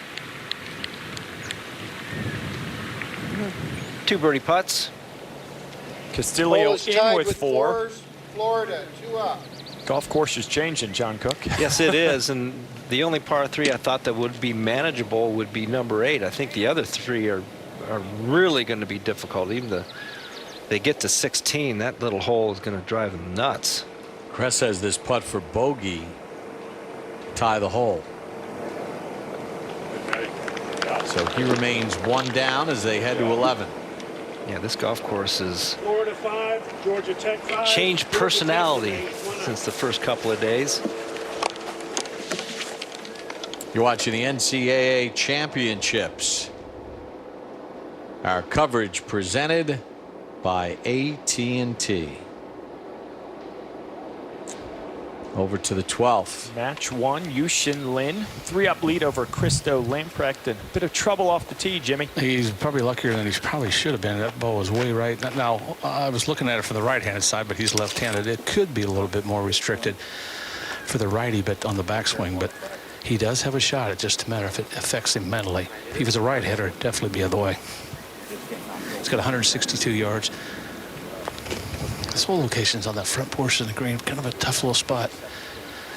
Lamberth is in the right rough, and he could have one of those little jumper lies. So, got to be smart with this one for Lynn. Yeah, whole location's in a little bit of a bowl. There's a tiny bit of a backstop, but there's also a false front. So, you got to cover that false front. If you're in the fairway, I think it's a fairly accessible hole location, but certainly not from out of position. Yes, but that's downwind. But you're right. If you're in the fairway, but I think just being lefty is a huge break here for him.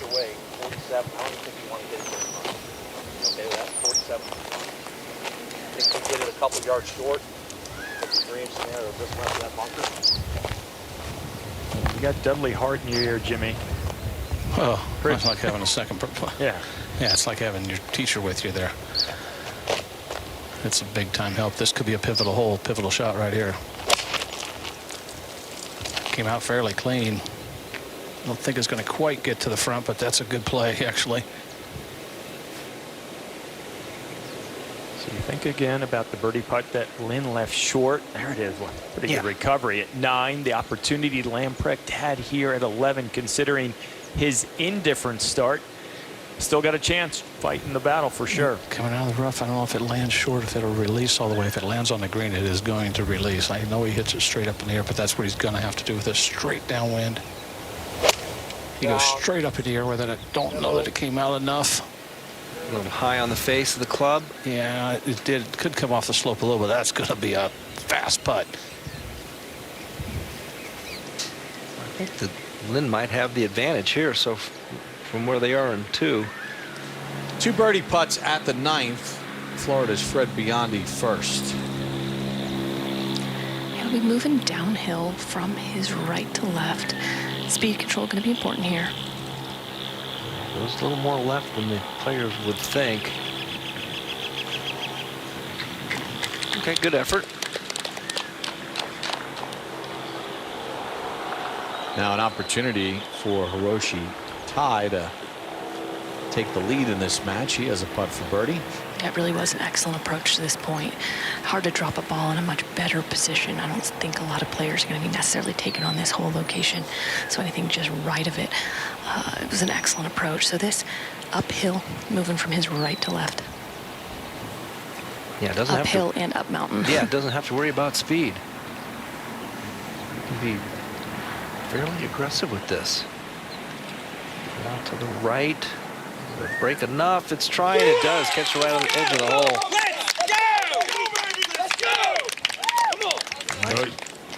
Hiroshi Tai goes 1 up at the turn against the individual champion, Fred Biondi.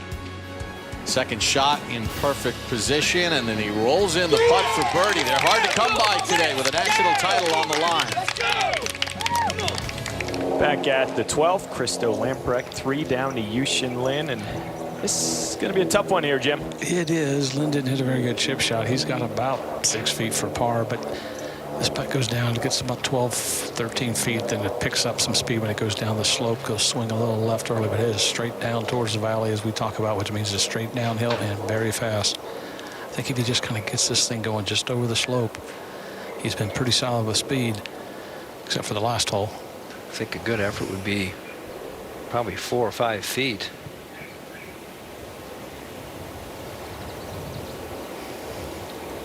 Picks up speed, a lot of speed. You're right, John. That would have been a good one. Yeah, that's a. I just don't know if you can keep it in short of the hole. 7 feet. Yeah, no way. Just didn't judge that second very well. Ricky Castillo to play his second at the 9th, 2 up. Yeah, he is up in the match right now, but he is in world trouble here on the right-hand side because of the number. 205 yards with this helping breeze. Kind of an iffy lie. Yeah, kicked left into the bunker. Short-sighted, but I think that might be doable depending on the lie.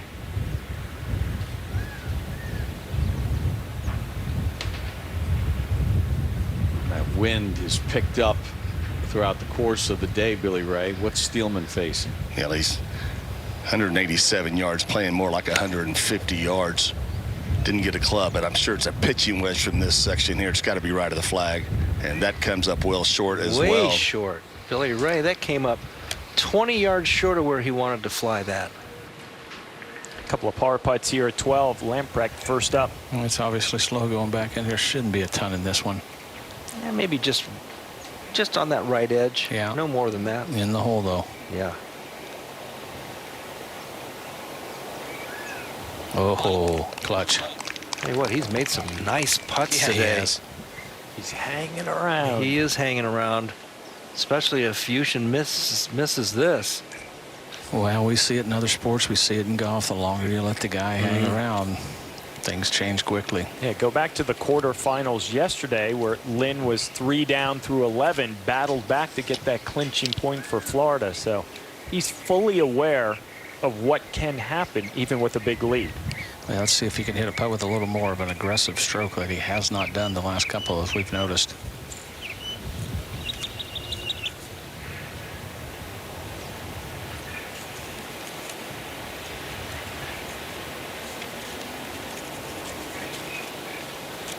Just to maintain that 3-up lead.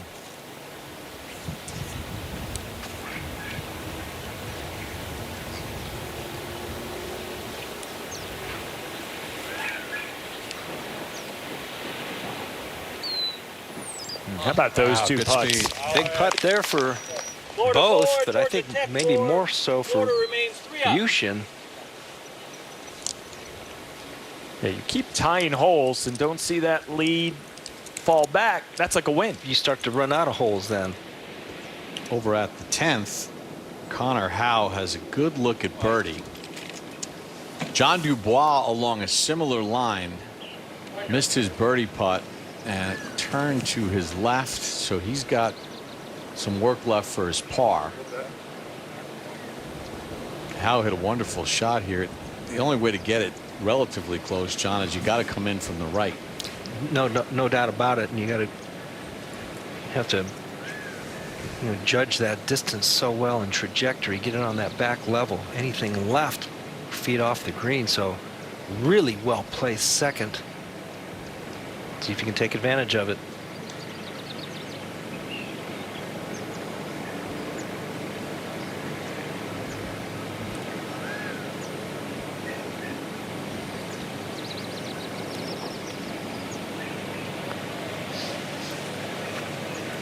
Didn't break enough. It just tends to hang right there.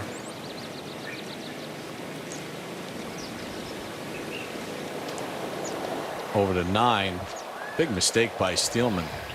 Yeah, coming up well short, but also with his opponent Castillo in the bunker left of the green. Well, he just dropped that club under, right underneath the ball, and it was good motion, just didn't hit it hard enough, and just a mistake from the fairway. Dubois has this putt for par to stay 1 up. Not much to this, just up the slope.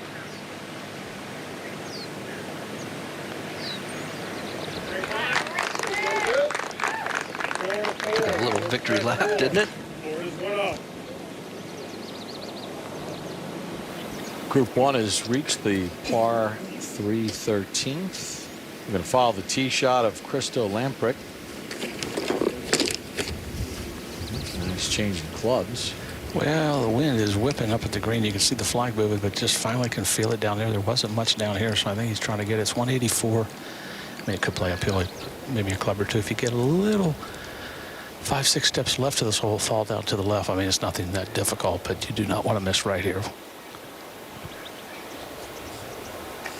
This tee deck has been moved up 2 decks and to the left. John, this always concerns me when the guy comes up with 2 clubs in his hands.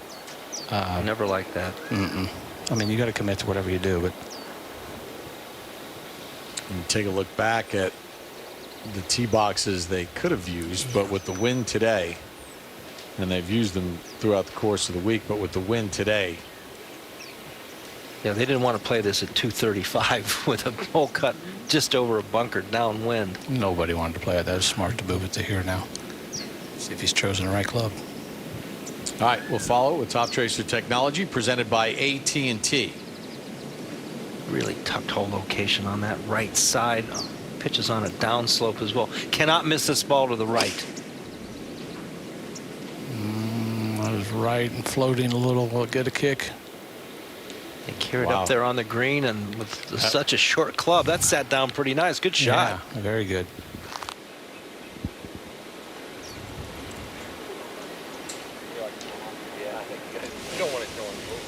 Take it back over to the 10th. Hiroshi Tai coming off that win at the 9th to play his second. That's 59? Yeah.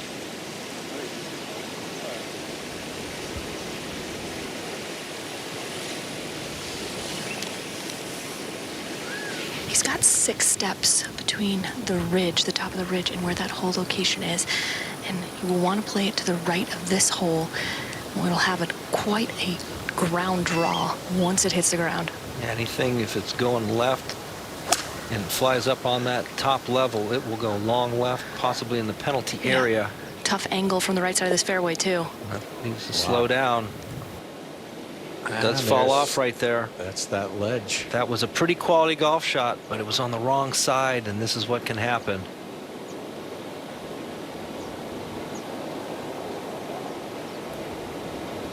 "10 feet right of the hole," that would have been a wonderful shot. Ross Steelman has this to win the hole. So he's had chances at 7 and 8 par putts to win the hole. See if you can get one in here. He does. He does. He goes 1 down in the match now. Florida 5. So Steelman Georgia makes Tech a par 4. at the 9th and wins Florida, the hole. 1 up. Now Biondi play his second at 10. Actually just changed golf clubs after watching Ty go over the green. Wind is also died down just a touch. I think he wanted to get fooled, though, because Ty's ball was... His shot was short of hole high at one point in time. It was just on the wrong side. I think he might have got fooled by that. Yushin Lin now on the tee at 13. See if he can hit a quality shot here. Golly, that was a big divot.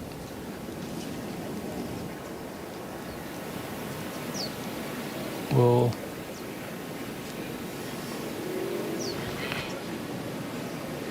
That come up well short. Oh, coming back off the green. Needs to slow down. That was pretty wide left anyway.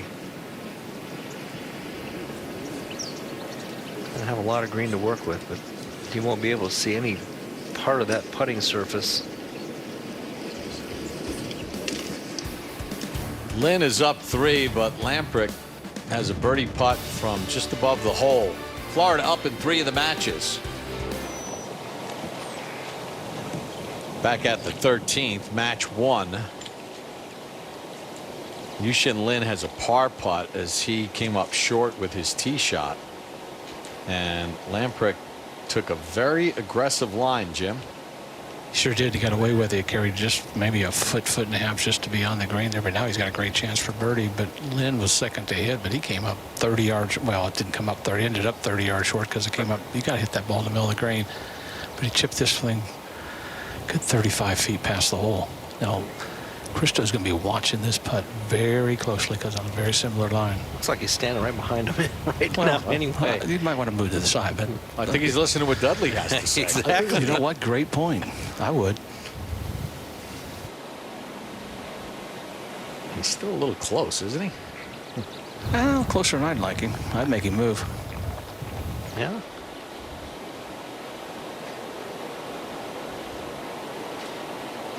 Jumped in to see. Just sloppy bogey right there for Yushin. Wrong time. Third for Ty. Pretty straightforward up the hill here. Just has to make clean contact. He's got plenty of green to work with. Yep, little check and release. Biondi will have that left for his par. Now, Lamprecht has 2 putts to win the hole. Good news, he's back into the wind, and he saw what Lynn's putt did, so I'll see this going by the hole, but not with much speed if it does. Chipping away. The lead is down to 2. Georgia Tech 3. Florida is 2 There's up. once 4 at the turn. Biondi for his par at 10. Oh, nice Clutch. save. Mistake with the approach, but a nice save.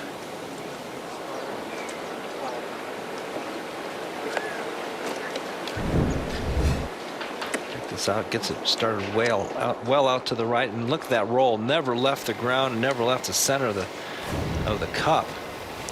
Yes, frankly, his bunker shot was better than what it ended up. Just kind of bounced straight forward instead of bouncing left. This putt, not much in it for Ty. Just at the back of the cup, straight in, should be fine. I think I might even given that one. I don't give many. That one I think might have. Florida 4, Georgia up. Tech 4. Georgia Tech is 1 up. So Ty remains 1 up. We take you back to the fairway, and Steelman will be first to play. And we'll have 2 shots from the fairway. As you said, Stillman will be first to play. Electronic measuring devices are legal in collegiate golf, and according to Bushnell, 152 yards to the hole. And that would be accurate. And now Ross Stillman, after winning the 9th and only going 1 down and first to play here, John, he's got a chance here, even though Castillo is in the fairway as well, but he's got a chance here to apply a little bit of pressure. 100%, absolutely great point there, Billy Ray. To get it close has to be a little right of the flag. Carry that bunker. Anything past the flag long left will go off the green. A little right, John, coming in very high. Yeah, should sit down. Yeah, it's well done, well played. Man, when you have a trajectory like that and strength like that, you're able to hit shots like those where you just have to use the strength of your game and the softness of the ball landing the green. He just did that. Yeah, it sounded like it had great audio and great compression. There's a little bit of heat on Ricky now. And now Castillo, this ball's going to be below his feet. He's looking at 144 yards, but Ross has put a little bit of pressure on him here, getting it on the proper level. Yeah. And have a look. Gives him about 140 yards to get it on top of that back level. And I got to think too that Ross Stillman making that putt at the 9th, he had opportunities 7 and 8 to win the hole, but to get that one there at the 9th and only make the turn 1 down could play huge in the outcome of this match. Billy Ray, is it straight downwind here? There's left to right here, helping and left to right.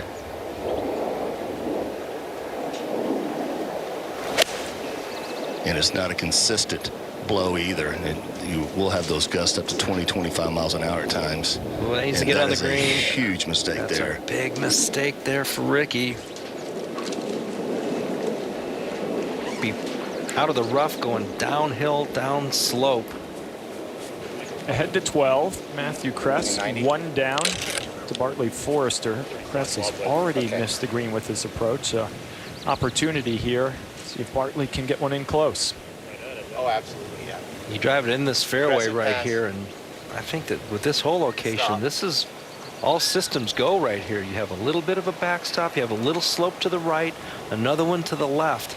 Just have to carry that little false front. I can see Bartley getting this one pretty close.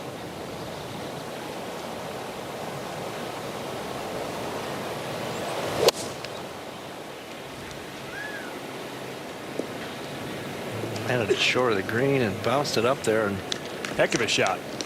Good shot.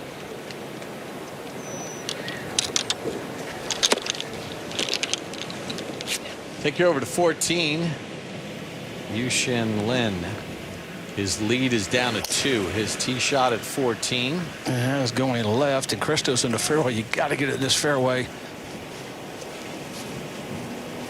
Oh boy, that's, you lose leads by hitting golf balls out of position, especially off the tee. Florida's up in 3 of the matches, but is there a little momentum swing for Georgia Tech? Back at 14, Yushin Lin has missed the fairway with his tee shot. Tough hole location, Jim. Yeah, and if I'm Dudley Hart, I tell Lynn, pars, guys, par, man. That's all you got to do is make par. This one, you do not go with this whole location. You know you were out here. Long is no chance. 153. You can use a little bit of the left slope, but just trying to get it middle of the green. Like that. Wow. What a shot. Out of the, that was not a great lie either. That space back there is tiny. It's only, well, it can't be 50 square feet back there. There's nothing back there. Steelman for par at 10. Yeah, he had a birdie attempt and ran it by that good 9 feet. Wow, what a clutch putt that was. Castillo still has a par putt.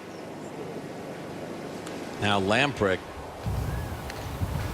who was battled back from 4 down at the turn to play his second.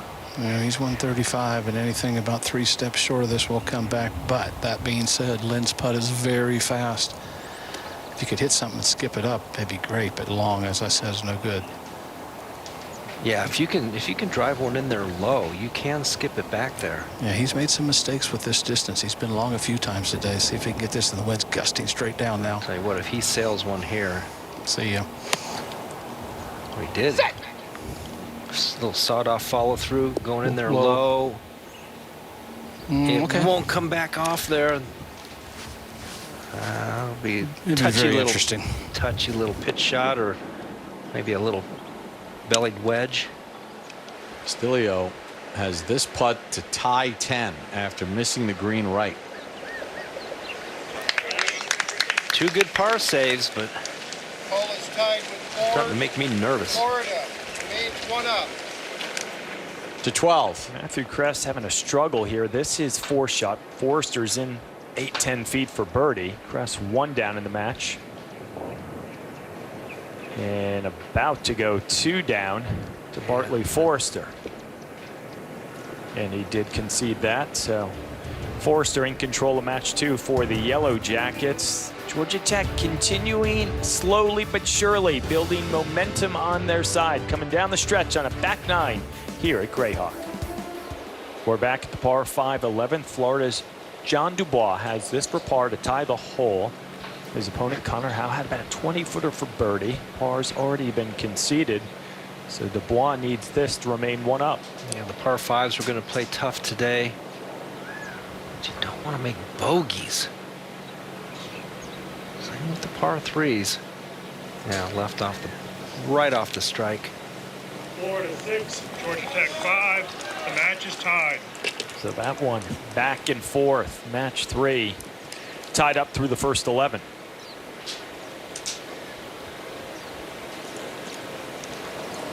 This was a moment ago at 14. Christo Lamprick's 3rd shot. Yeah, likes to pitch it. Goes down the hill really slick. That's pretty well done. Now Yushin Lin has this putt at 14 for birdie to win the hole. I can't tell you how good that shot was to keep it up there and stay right there. Good news on this putt, it is back into a pretty good wind. That will, well, I guess, slow it down some, but should go to his right. He got a great read off Christo's putt. Chip shot, excuse me. John, you hit this putt this morning when we were out there. Yeah, it wasn't as fast as you think it is. And now back into the wind. It does go to the right significantly. But this is makeable.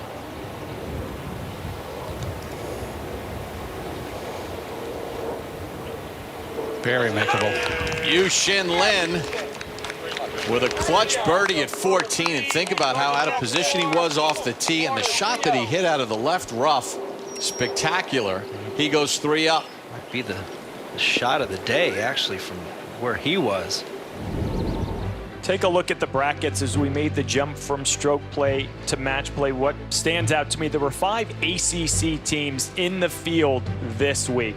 4 of them made it to match play. 3 of them made it to the semifinals. I can assure you, while the SEC maybe gets a lot of the talk nationally, 8 teams here this week, the ACC proud of the charge they made. Florida State, that Sunshine State battle. I know ACC golf in a really good spot as we watch the 3rd for Ty at 11. And this is as difficult of a par 5 as I've ever seen. Ty couldn't see the surface of the putting green from where he was at, 156 yards. It's good to be on the green in 3 on this hole today. Really, really tough par 5, 650 back into the wind, and a tough hole location 2, Paige. Yeah, add that on top of it. Fred Biondi hit a driver, striped a 3-wood to this point. Looks at me and goes, I think I hit that 220. Still 138 yards remaining. Tough shot here because he's on an uphill lie. Can't avoid launching it up into this wind that's coming straight back at him. Yeah, you're exactly right. He's going to have to try to flight this down as much as he can. Just get it to the center of the green. Don't try to go with this flag stick. This looks really good. Yeah, it's about as good as you could do. That's well played. That's actually makeable from right there. There's not much to that. It was an excellent shot. Ty 1 up in that match. They make their way to the green at 11. We go to the opening match. Tee at 15. Yushin Lin with the 3-up lead, and's got driver. He sure does. And Christo has the fairway wood in his hand back into that wind. These guys have been hitting wedges and sand wedges into this green all week, but I don't know today. It might be a little bit longer into this wind. Just get it in the fairway. All costs, get it in this fairway. Difficult hole location right on the front part of this green. He has missed some shots to the right and left today. That's going towards the bunker left. And he kind of gets that head going backwards right around the strike of the ball. It stays in the first cut, so not horrible.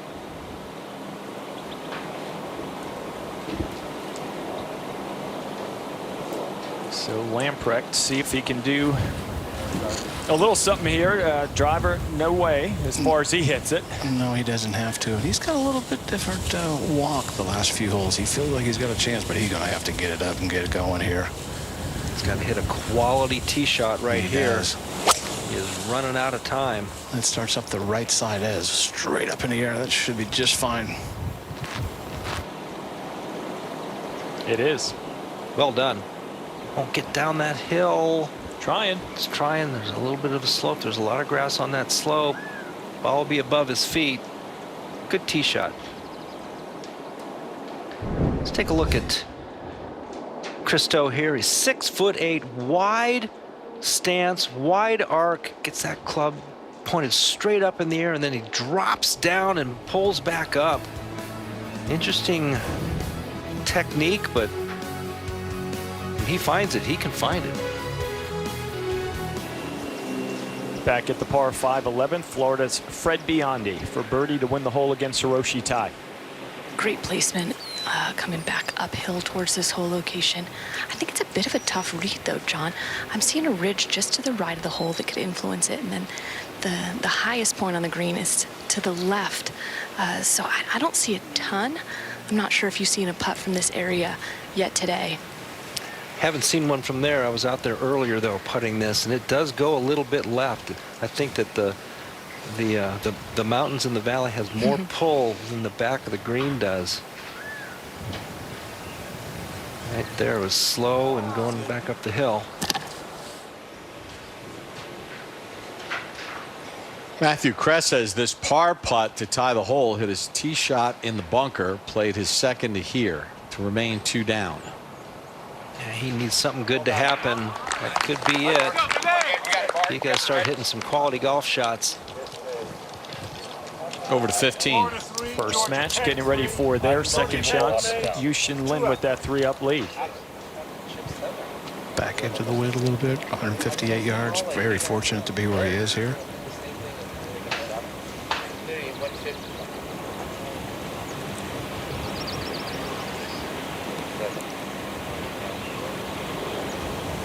I asked Dudley back there, did they mean to get it all the way back? Or he said we were playing a center yardage.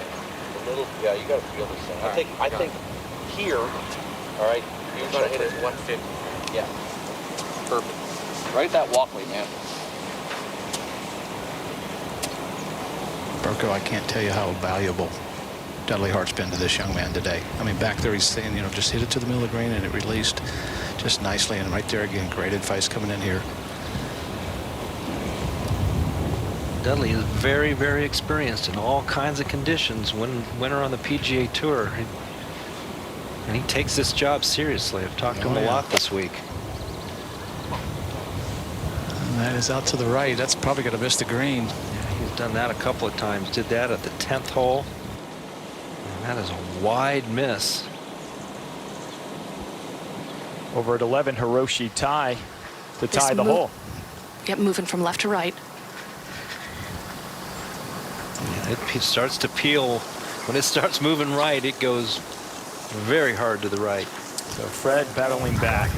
Tied through 11. Lamprecht to 15. Yeah, 146. The wind's really gusting right now. Ball above his feet should move it from right to left. He is really good at this match out. It's hanging in there. That's staying high and to the right. Should be the right club.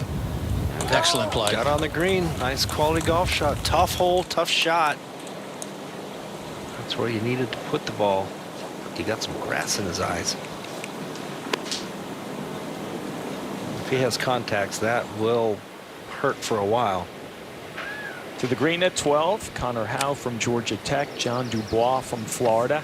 Match tied up, a couple of birdie putts. Howe back portion of the green. Dubois able to keep it underneath that whole location as we take a look at the fifth-year senior from Utah, Connor Howe, captain of this team. Bruce Hepler said anytime he can find a quality student athlete from Utah, that's where Bruce is from, sort of has a soft spot in his heart, works harder than anyone else, has worked with Boyd Summerhays for a very long time, very good friends with Preston Summerhays, and he said what stands out to him, he's not afraid, John, to work on the stuff he isn't very good at. That's hard to do. It's hard to do when you're a young man or a young woman. You want to work on the stuff that you're really good at, but I wish if I had a couple things to do again in my career, I would have worked harder, at those things that I wasn't that great at. That was more consistency. But when you're aware of what you are not that good at, you're a little bit ahead of the game and you work at it. Well, we know how quick this is here. Maybe the only saving grace, the wind coming into him just a little bit. That's about it. I mean, we saw Lamprecht. Lamprecht from a similar spot, maybe a little more to the left, and the best he could do was 7 feet.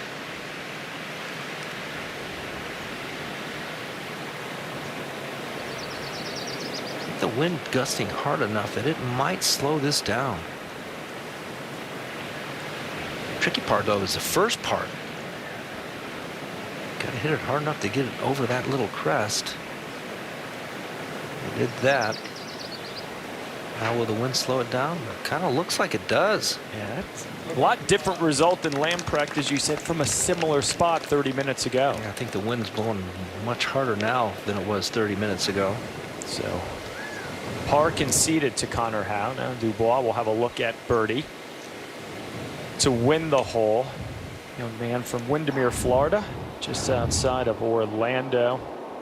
Sort of potluck that he ended up as part of that recruiting class from the University of Florida. Individually won the SEC title a year ago, and as J.C. Deacon, the Florida head coach, told me this morning, the author of the biggest putt of J.C.'s career at SEC's last month, beating Vanderbilt, rolling in that 15-footer on the 18th hole. He's up to the challenge.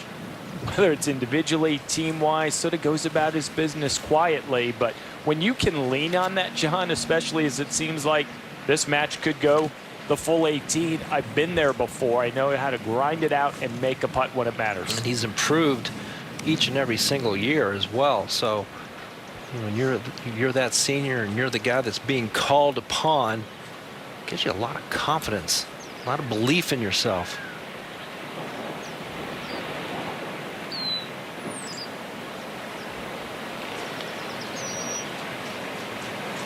Boy, did that peel to the right. Holy cow, that was fooled on that one. Unexpected. Earlier at 15, third for Lynn. Difficult shot here out of that sticky rough. This will pick up pace. Into the wind, going to slow it down. And how good is that shot? There's that late run out. But all things considered, he's got a chance for his 4. But the question is, will 4 be good enough? Lamprecht trying to win it with 3. Yeah, as he walked up on the green, the big screen TV behind it, he saw his teammate Connor Howell trying to hit a putt. He said, "Come on, Connor Howell, you can do it." And he needs to do it here for himself. Yeah, this has got some speed. Back into the wind, so maybe not quite that much, but pretty good breaker from right to left. It just starts breaking. It'll go down valley. That needs to catch the hole or slow down. Whoa, Mule. Watch out. This match could end right here. Yeah, if he misses the comebacker and Lynn makes, Florida will grab a point. Let's go to 11, the par 5. Castillo and Steelman. Here's Ricky. Yeah, this for a bogey here. Steelman has got it just inside for his par. Castillo has had his troubles with the bunker on the left-hand side. And now Ross Steelman will have a par putt here to win the hole and tie up the match. Came up big yesterday, especially in those semifinals in this anchor position. Well, I tell you, everything turned on this match when we saw Ross Steelman hit that incredible shot at the 6th. Lamprecht first for par at 15. Well, he's having a hard time committing to this one. He's backed away twice now.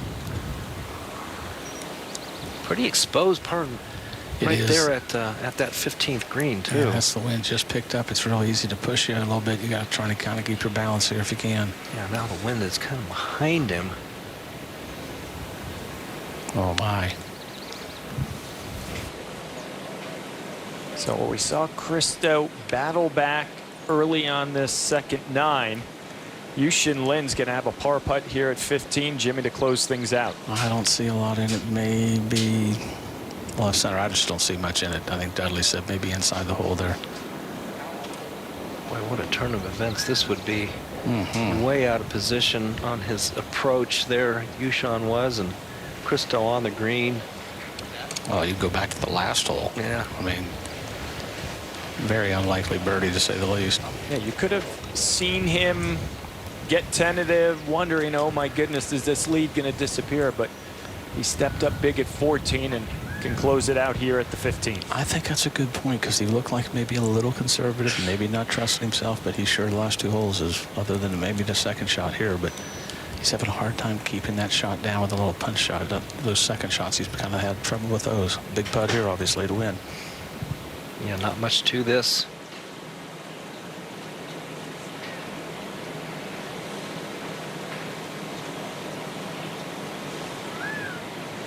Yushin Lin, a par at the 15. First point for the Florida Gators.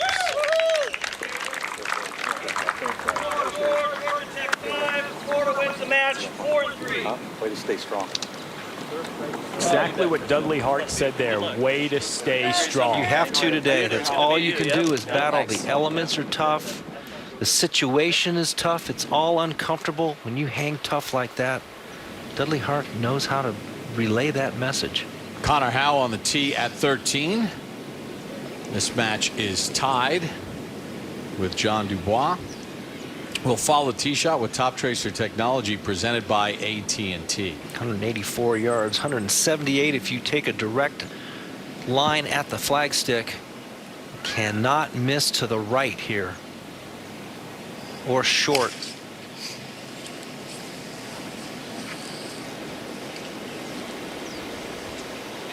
Put it right in the middle of the green. That is well played. Well, we have a moment. Let's send it down to Jim. Thanks. I got you, Lynn. Excuse me. We were talking about how much did Dudley Hart help today coming in there in that match coming down, especially those last couple holes when you kind of lost that lead? Yeah, I mean, he's been great. I mean, not just today, but all year. You know, he's been a great help, and you know, I'm just really lucky to have him as the assistant coach. He's got a lot of experience and a lot of stuff, so just great to have him. We talked about you when we came up there, the second shot at 14. What an incredible shot. Big turning point in the match. Was that what you were trying to do to get it all the way back there? No, I actually got kind of lucky. I mean, I'm just trying to, hit it to the bottom of the slope. With the wind and the rough, you can't really be aggressive to that pin. But, I'm just glad it worked out. So just really glad to get the point for the boys. Absolutely. Appreciate spending time with us. Thank you. Yu-Shin Lin with the win. Let's go to 13. John Dubois now on the tee at 13.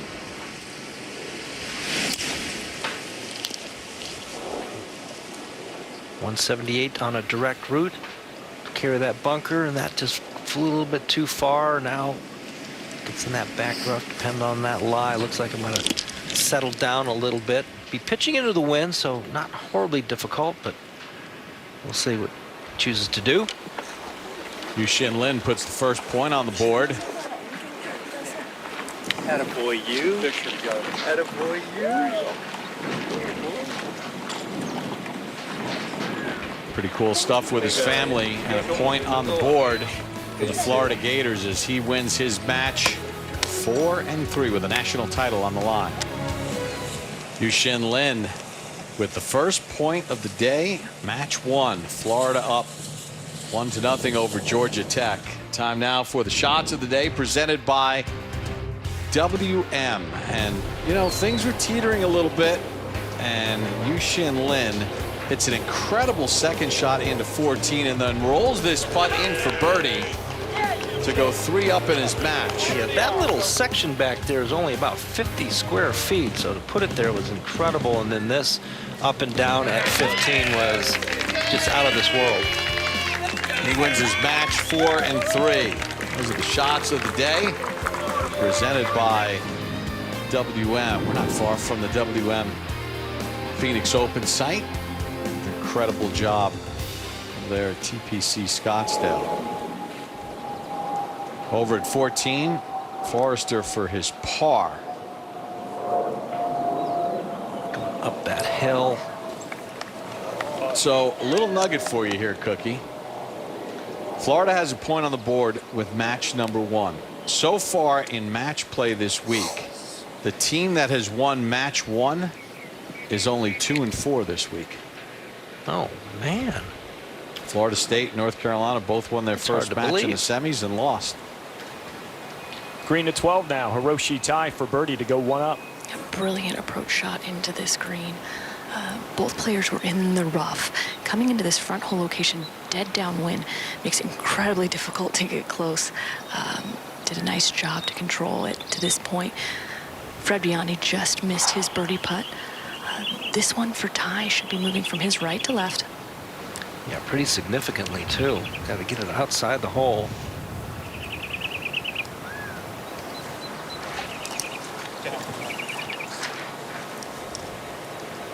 Couple opportunities missed. Georgia Tech 4, the match is all square. Now back over at 14. Matthew Kress has this speedy left to right putt to win the hole.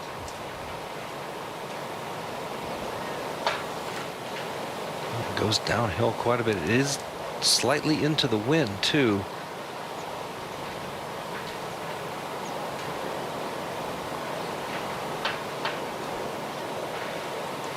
Kress has never led in this match. That's good.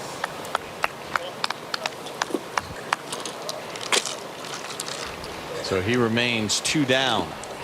Florida 5, Georgia Tech 5. Georgia Tech remains 2 up.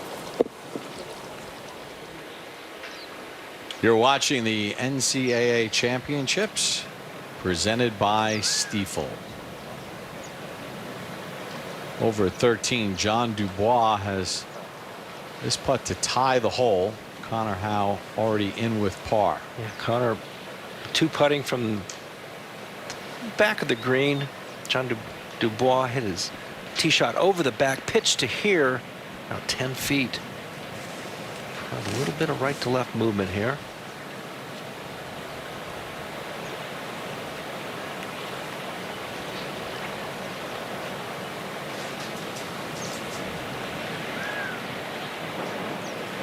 Just hit it too hard.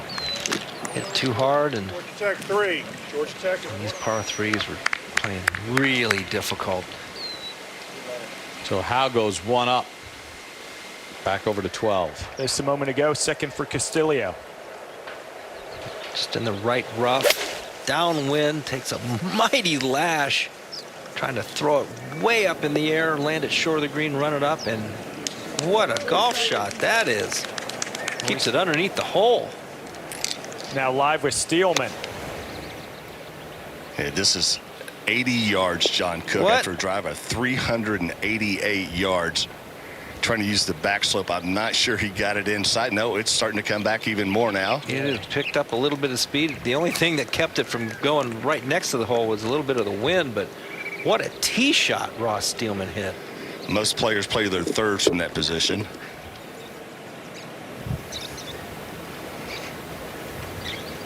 Second match on the tee at 15. Bartley Forster with the 2-up lead. He's got driver Jim Gallagher Jr.'s caught up with this one. Yeah, Coach Kepler told him, let it go. Don't worry about the last hole. Focus on this one. Great advice. See if he can. Back into that wind again. Yeah, you were just out there, Billy, or Jim, and this hole playing a lot different than these players have seen all week.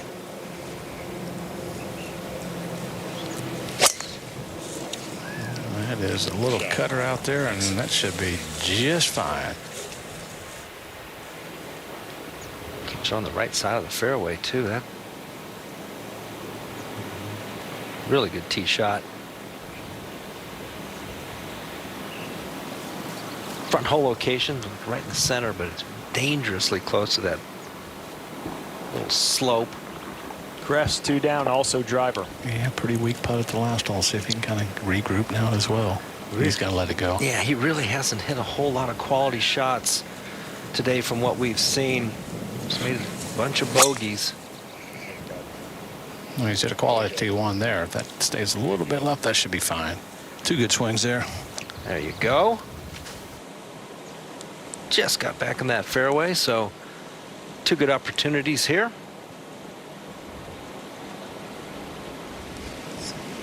Over at 13, Fred Biondi on the tee. Top Tracer Technology presented by AT&T. This match tied.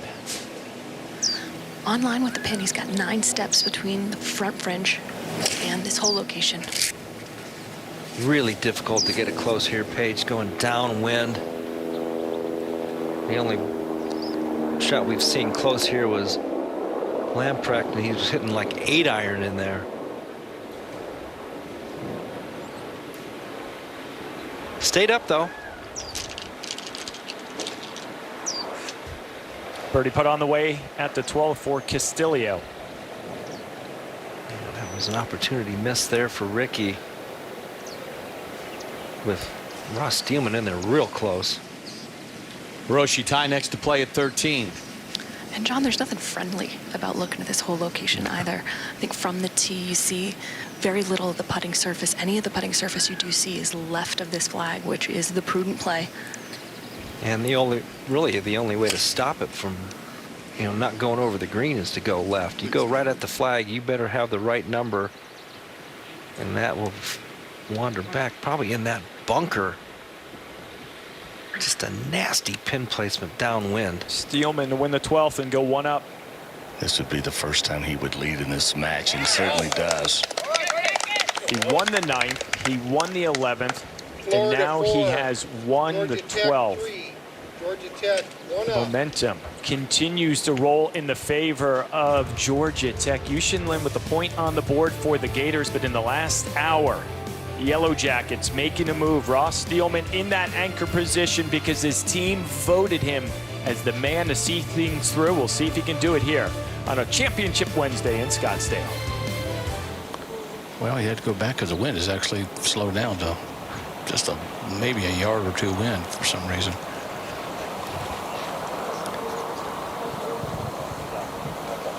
Sticking with the same club he chose. Coach Kepler with that last pin of advice.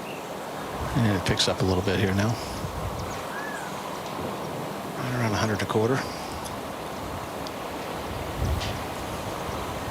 Whole location right there in that front part. Dangerously close to that bowl behind it.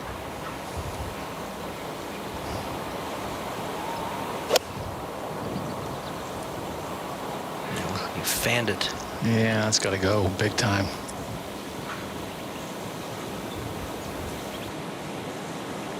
Hiroshi Tai short of the green, playing from that right green side bunker.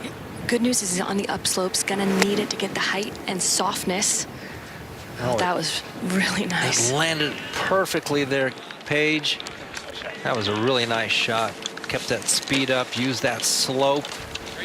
Back over to 15. Yeah, maybe a little bit of an opening here for Matthew Kress, and at this point, Jim needs to take advantage. He does, maybe a foot closer to the hole.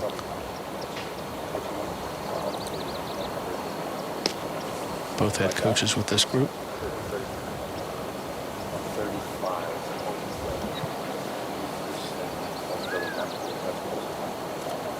Which I like. I don't mind that. Good with that? Okay.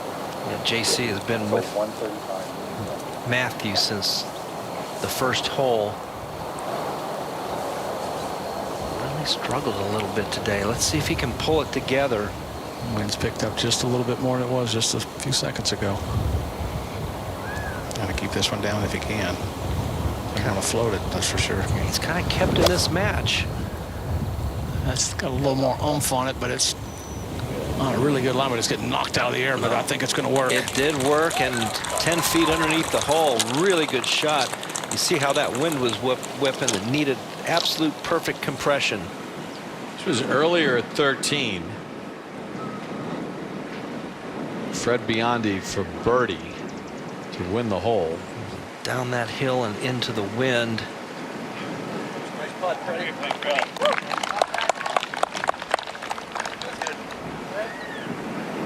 So Hiroshi Tai conceded the par putt. Oh, that was gracious. Tie now to tie. That was a gracious little gift at about 2.5 feet. This stage in the match, tied up with the wind blowing. And especially with a downhill putt. And Ty just missed one of a similar length. So Biondi 1 up.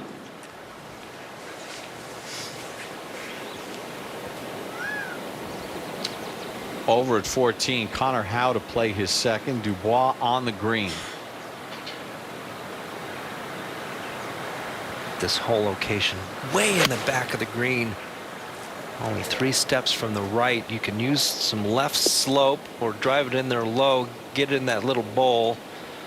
Both will have putts up the slope. And they will be slow.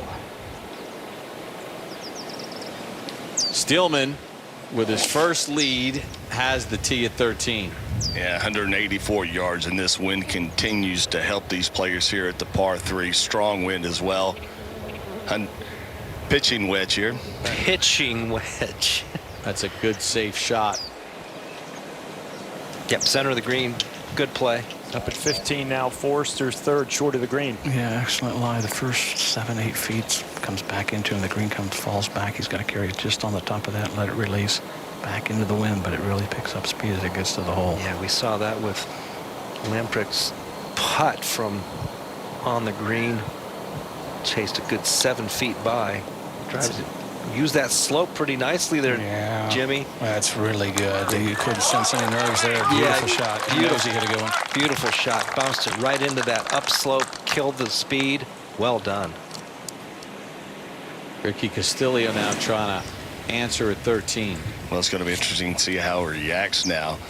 This is the first time he's been down in the match the whole afternoon. This is a 9-iron. He's gone over to the left-hand side of the tee box, maybe trying to create an angle, but I'm not sure you can stop it if you take a direct line at the flag. The only way is with those clubs right there, but it has to be a perfect strike. Both players played a little bit left, and I think that well done. Yeah, two good plays there. Definitely. Back ahead to 15. Kress with a birdie and an opportunity to win the hole, and at this point, got to have it, Jimmy. He really does. It's going to have him move his marks. Should move a little right to left. Yeah. And Jim, maybe worth revisiting a story we shared yesterday about Matthew Kress from California reaching out to J.C. Deacon, said, I want to come to Gainesville. And J.C. basically gave him every reason not to come. Basically saying, we don't think you're good enough. Your scores haven't shown maybe the level we're looking for in Gainesville. But Matthew wouldn't be deterred. He kept reaching out, kept connecting, and he said, Coach, you're not going to scare me off. I'm going to put in the work. I'm going to put in the time. Fast forward 2 years later, J.C. Deacon said maybe works as hard as anyone he has ever coached. It's really the true underdog story for somebody that sends an email blindly. J.C. said he gets about 15 to 20 of those a week, but there was something about the email, Jim, and the persistence to say, this is where I want to be. All I'm asking for is a shot. Yeah, I think that's part of the recruiting process. You don't always know what you get, but when you find a kid that's persistent, that's the one you want, because you know he's going to be that way on the golf course. A lot to be said about that character he has. And for JC as well. And it wasn't always easy. The first few weeks, JC and Dudley are looking at each other saying, what did we get into here? But a testament to this young man for continuing to put in the time. And Burkle, let's see if he can jumpstart things a little bit. Remember, he was 2 up in the quarterfinals on the tee at 16 and wound up losing the last 3 holes. And then he lost in his semifinal match. Trying to hang in there and fight here. Yeah, can start right here.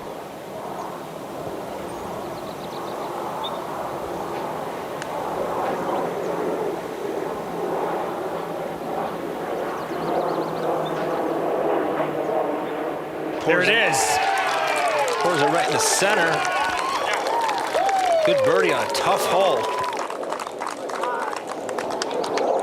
He is persistent, if nothing else. That's a big time putt, John. Big time putt. Had to get it out there, arcs it in.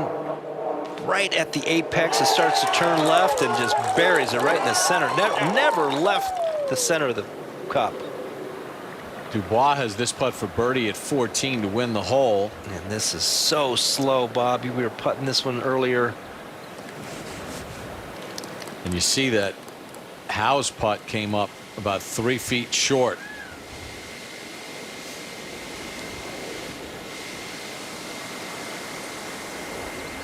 This fall, East Lake Cup will be played at the spectacular Atlanta Athletic Club. The collegiate competition features the top performing teams from the NCAA's men's and women's golf championships, including Florida and Georgia Tech receiving invites October the 30th through November the 1st.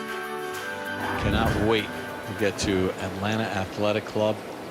Always a fun place to play, John. Although difficult. It was difficult. I played there a couple of times and it ate my lunch. I can promise you that. It's so spectacular. Howe with his par. The late great Dan Rees, the former Falcons head coach, Broncos and Giants, took me out there a couple times too. It was a treat. And Bob, we're excited to get there. I know the folks back in Atlanta at the Athletic Club watching today to get a little preview of some of the teams they're going to see in October. All right, let's make our way over to 16. Kress will go first, coming off that birdie at the 15th to go 1 down. It's playing at 155. This is a very tough location. Remember in the women's championship how many times it was on the left side. If you miss it left, it gets off that green. This is a different angle than they played, coming across that slope to the right, but that's where you have to play it. Right to left wind. It may not be very long, Jim, 155 yards, but boy, you have to hit the correct shot.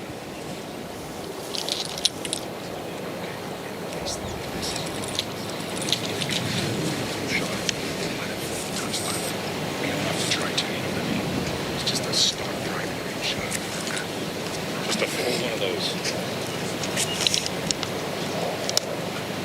Part of the thing Florida's learned here coming to Grayhawk, especially on this tee, sometimes 30 feet right of the hole location, there are simply targets you just don't go at. Yeah, absolutely, and this is one of them right here with the wind blowing hard right to left. You're on the left part of a tee.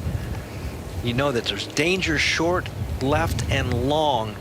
You can't get that golf ball swinging across the line here. You have to hit some sort of a hold shot and get it out there to the right. Yeah, you just got to be careful you don't balloon it up right. We've seen that, but I think it's more right to left than it's been in the other days.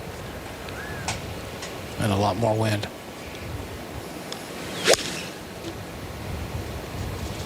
That's right and turning some. That's got to get down. Yeah, it's going to get through. It gets through there pretty quick, but you know what? I think it's going to... No, it did get through. Wow. Yeah. I was looking at that tee shot today, and I'm going, wow, that's a small target up there for the type of shot they have to hit. Steelman is in with par at 13. Castillo for birdie to win the hole and tie up the match. Yeah, it's just going to stay straight. Two solid pars, though, on a tough par 3. Well, you wonder what Forrester learned, if anything, from that shot, Jim. Well, don't go there. I think the hardest thing, as John said, is the angle here. When the ladies and the women were playing on the left side, it was a little back into that slope. Problem with this, you're going down that slope, and then you got this big right to left wind. It has to be so high in the air, Jim, and also with like a cut up against the wind to slow it down a little bit. It's so difficult. Yeah, nice little cut shot off the last tee. Yeah. That's going right at it. Let's see what it does now. Oh, it hit the flagstick. Oh, my goodness. Oh, my. It might be the break of the event. That ball was bounding over the back of the green. Hits the flagstick. Almost went in the hole. He's in downtown Phoenix. He knew he hit it too low. He was not happy with the strike, but the result is incredible. Sometimes you catch a break on the way to victory. That might have been it for Forrester and Georgia Tech. Yeah, he took a real chance going at this flagstick. And that ball took a huge bounce, catches all the way up.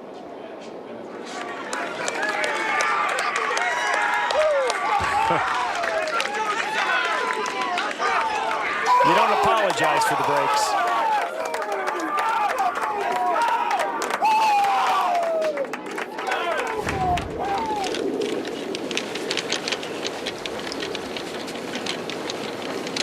That's certainly one way to stop it. That was the only way to stop it on the screen. Over at 14, Fred Biondi coming out of the right-hand rough. Yeah, straight downwind out of the rough. Got to be cognizant there's only 4 paces behind this whole location. Got to land it right there in that bowl out of the rough, and this is outstanding. Really good effort from the right rough, and now it's a good look at birdie. Tee at 15, Connor Howe 1 up. First to go here.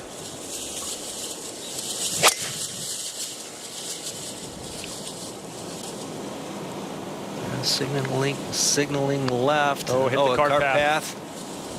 And that is trouble there.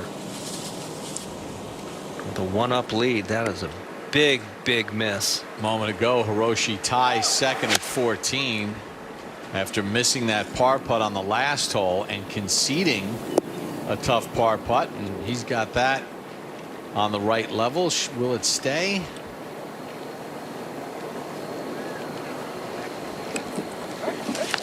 Over at 16, the 2 has been conceded to Forrester. Now Kress, this to tie the hole. Change quickly. Yeah, you think? Because I'm telling you, that other ball's going in the desert. Only thing stopping it, like I said, was a flagstick.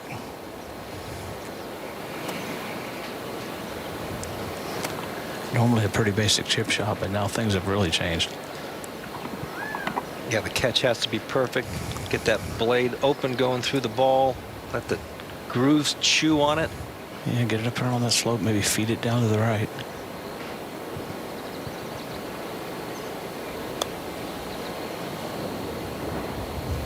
That was a good play, a right idea. Just got started too far to the left. Not much you can do. Sometimes you just shake your hand, go, well, okay, that's golf. That's match play. Forster 2 up, heading to 17 after that birdie at the par 3.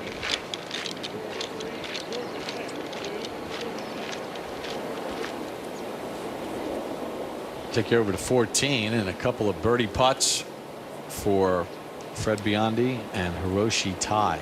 Still can't get over Forster's expression on contact. He just dropped his head and he was like, oh, that thing is gone. Yeah, he knew he hit it too low.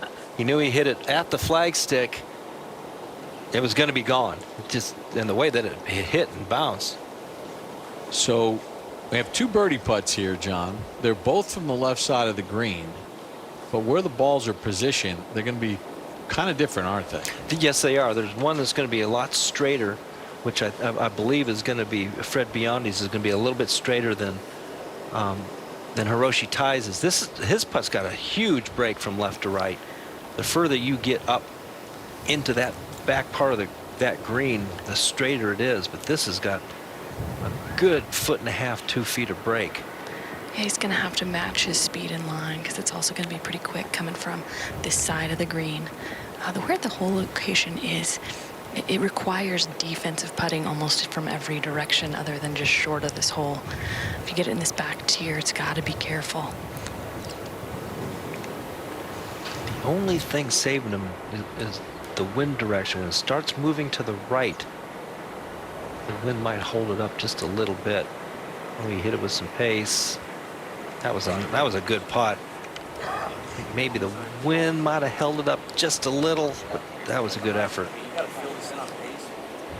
First look at the par 4 17th, and with Coach Hepler by his side, does the strategy change on how you handle 17? That's the question of the day right here. That's the big decision making. We've seen what happens when you lay up. You don't usually make birdie, and you know Cress is hitting driver. You know, Jim, as you look down at it, John, we talked about it today. If you get it past that big bunker and you get it close to hole high, it's a pretty easy up and down. Definitely. The more left you are, and if you miss that short bunker, it's a pretty easy up and down, or it's a more simple shot. I believe he's got iron now. I believe with a 2-up lead, this is the right play. Well, with this bigger crosswind than we've had every day here, it's been a little bit of a left to right, but I would say you go with that and trust your wedge game. Yeah, I believe that. I'm good with this decision right here. Normally, I would take a go at this, but with a 2-up lead, put it in position. Now, don't sleep on this layout. Make sure you get it in the fairway. Well, John, I think with this whole location on the right makes that chip shot a lot tougher. Every time the pin's been left, it's an easier chip shot if you do hit a pin high and right. No question. I think that plays into this decision. The more left you can go without hitting in the left rough, the better off you'll be.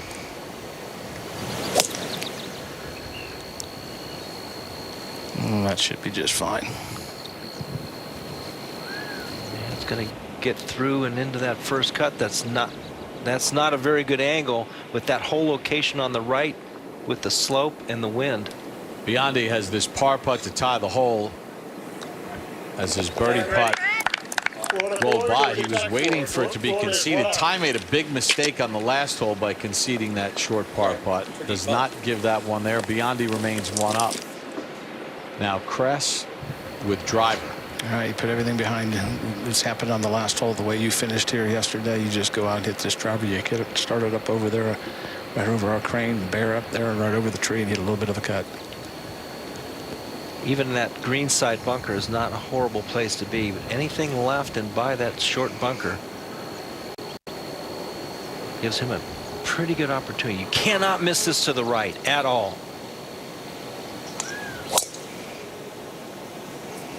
It's leaking, but it's not bad. It could be hitting the green here. See what happens. It's right on that front part. Goes up that slope. It needs to go. Now this could roll all the way off the green. We dropped 2 balls on that ridge, which is about 6 paces short of the hole, and both of them went off the green. And that's going to roll some 10 paces off the front of the green. Still in good position. but that was about 3 feet from being a real good eagle opportunity. Well, maybe the shot of the tournament. Bartley Forrester at 16. Look at him look down. He knows that this is a terrible shot because it's going to kick over the green. Yeah. Hits the flagstick, makes birdie, and goes 2 up. Yeah, he knew he hit it too low going downwind. Coach Epler trying to win Georgia Tech's first ever national championship in men's golf. Take you out to 17 and Bartley Forrester. I think it's mostly cross.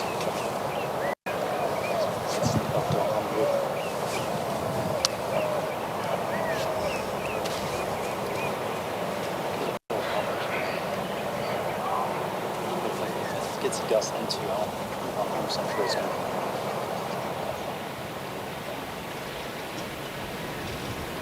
They got to navigate that ridge, which is 6 paces short of the hole.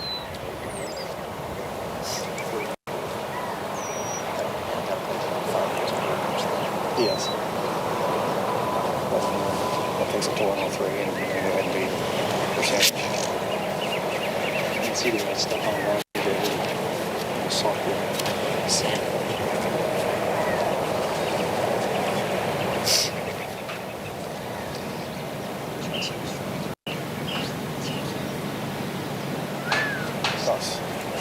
Say it's 80% cross, maybe a little bit.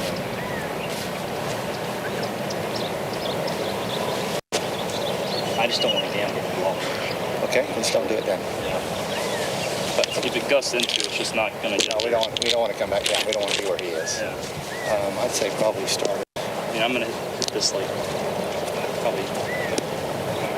This will be a little lower. It's not going to touch so much. Maybe Okay, we're going to start either 5 or 7 swings. Start this just to left it. Got this a little bit?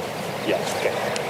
The thing that makes this shot a little tougher is in the first cut. Now, after that break on the last hole, I don't think I could really say he deserves a break, but he's got plenty of room left and long. That's where this has to be, Jim. He cannot flirt with trying to get this close. Well, he can get it up and down from long. I mean, make Crest make birdie and beat you. I think that's the key. The ball is a little above his feet, so that may help this go a little left. It's not that straightforward of a 95-yard shot. There's a lot of complications in this. In the situation. You have to clear that ridge that Bob was talking about, that's 6 steps short of the hole.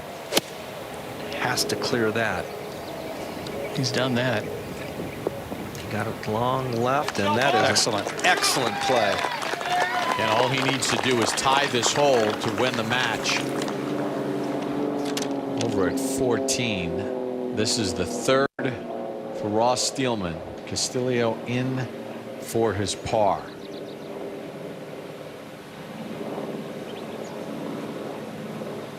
That is not inside the friendship zone. Not right now. Back over to 17. Crest needs to win the hole.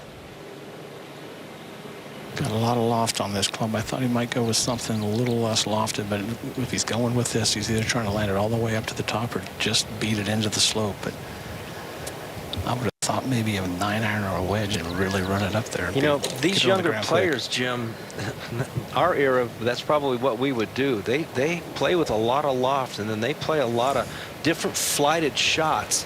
Looks like he's got this back in the stance. He's going to drive this in. Yep. Check it up that hill, let it release. It released. But it released quite a bit. Again, he's 2 down, so he has to win the hole. Castillo making Steelman putt this. This is as straightforward a putt as you'll get on this green, but when you're 1 down, situational. National championship on the line. Can't disagree. It's not the time to be conceding putts. Someone makes me putt that. I understand that. I get that. Georgia Tech has never won a men's Division I national championship. They're up in 3 of the matches. Florida has a point on the board. Florida had the lead in 3 matches for a lot of the day, but Georgia Tech mounted a comeback. couple of those matches only one up. A lot can happen, especially here at Greyhawk, and especially with the wind up like we haven't seen it either this week or last week for the women's.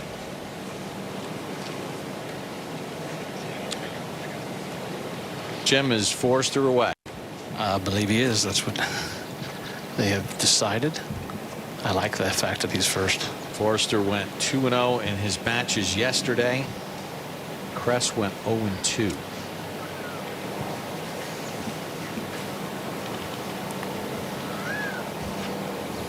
Lynn put the first point on the board for Florida. Forrester in match 2 has an opportunity to put a point up for Georgia Tech.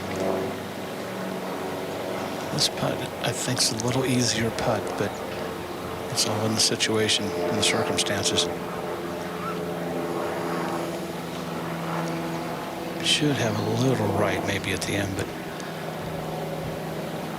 there's a little bit of an influence early on from that slope. Yeah, no doubt. And might go touch uphill a little bit at the start and then fall to the right at the end. And that's what it looks like behind the green where I am.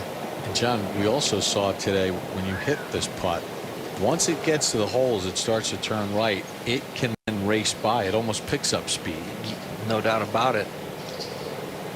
Really got to be careful. If this starts low, and it can pick up some speed and it can wander away, he's got to get this high as he feels comfortable into that slope to slow it down. There you go, just like you said. Let's see. So he'll have that left for his par. Oh, I'll make him putt it. No, this is not your game at home, people. This is for the national championship in 2 feet. Over at 15, John Dubois, 2 putts to win the hole for Florida. We saw Connor Howe with a poor tee shot, took an unplayable, still has a bogey putt remaining if needed. Well, now back at 17, Matthew Kress can take matters into his own hands. Down 2. Make this to win the hole and take this match to 18. He made a big putt back there at 15. Too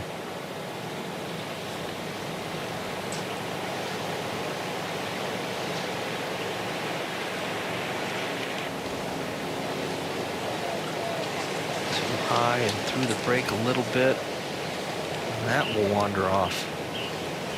Tough hole location right there. Back at 15, Dubois still has a few feet remaining for his par. Connor Howe for bogey. If Goich forced Dubois to make it, if it doesn't, you would think the concession in the match would be tied. Go slightly uphill left to right. Way to hang in the hole. Good battle. That's all you can do.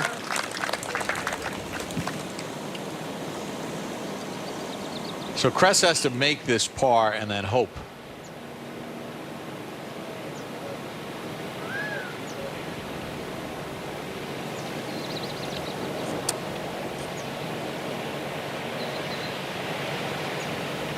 Remember, that tee shot really was a couple of feet from being a real good eagle opportunity. Yeah, another couple feet and it climbs up to the right level, and he would have had a good look at eagle. Been a victim of a couple of tough breaks for him. Yeah, good for Forrester. Good for Forrester. So the redshirt senior from Gainesville, Georgia, has this putt for par and to win the match and get a point on the board.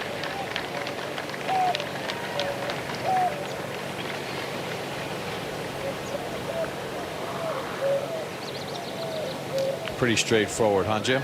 Absolutely. Yeah, maybe just right of center, but inside the hole for sure. Sticking to his routine, that's good. Oh my gosh, can't believe I just saw that.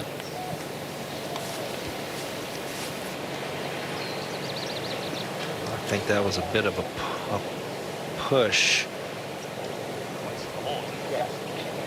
Push and pressure.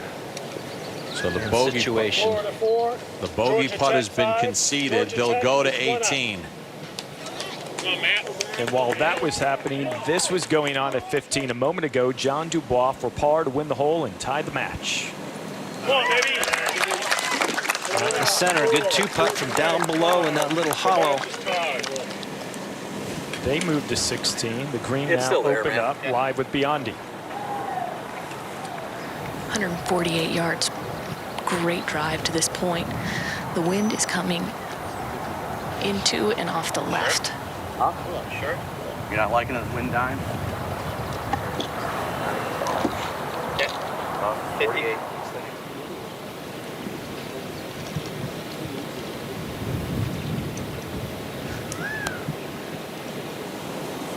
I'd say the challenge here is you want to play just right of this whole location, but because the wind is moving from left to right, you got to take this on.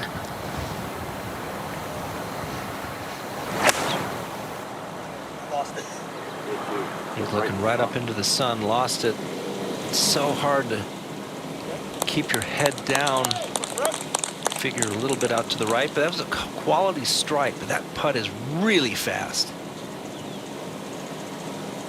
After the win at 15, Dubois to lead it off here at the par 3 16th, and we've seen that a good shot can go over the green, and indifferently struck golf shot can catch a break and land a foot from the hole.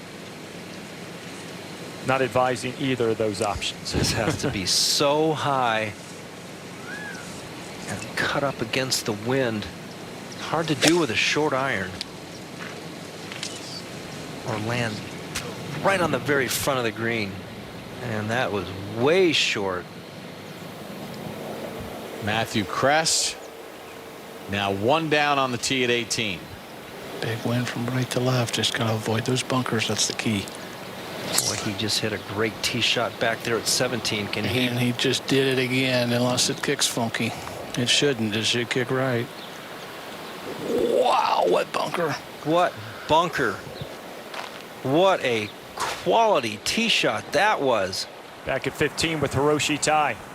Better angle from the right side of this fairway, not only into this green based on the shape of the green, but also a little more into the wind than crosswind. Taking more of a direct line. Got over that bunker page, now underneath the hole. Forrester has to be a little rattled. His tee shot at 18. Well, by the looks of that tee shot, he ain't that rattled. That should be good unless it goes too far. Chasing out? No, this should two really good tee shots there at the home hole. Back to 16 with Connor Howe.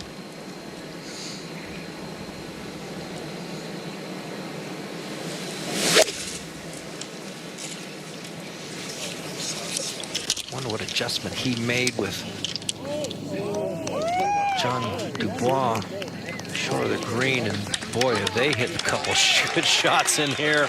One lucky one and one quality one. Yeah, the 16th has been good to the Yellow Jackets. We'll see if that trend continues here at Grayhawk. Moment ago at 15, Fred Biondi with the one-up lead. This for birdie. Yeah, this is really quick once it gets by the hole. There it goes. And there it goes. Wow.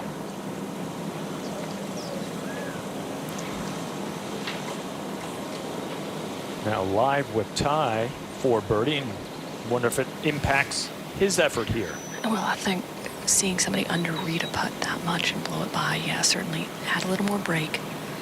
Yeah, put it out there and let the slope slow it down and easy. We were looking at this hole today, this pin placement, and it is on a side slope from the right. Match 2 at 18. Bartley Forrester one up in this match.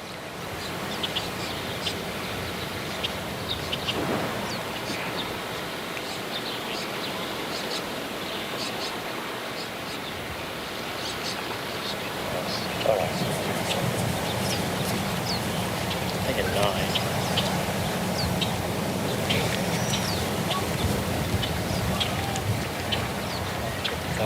Probably hit cut. Yes, he'll hit cut for sure. stock on just under stock. Okay. Like you think like 150? Yes.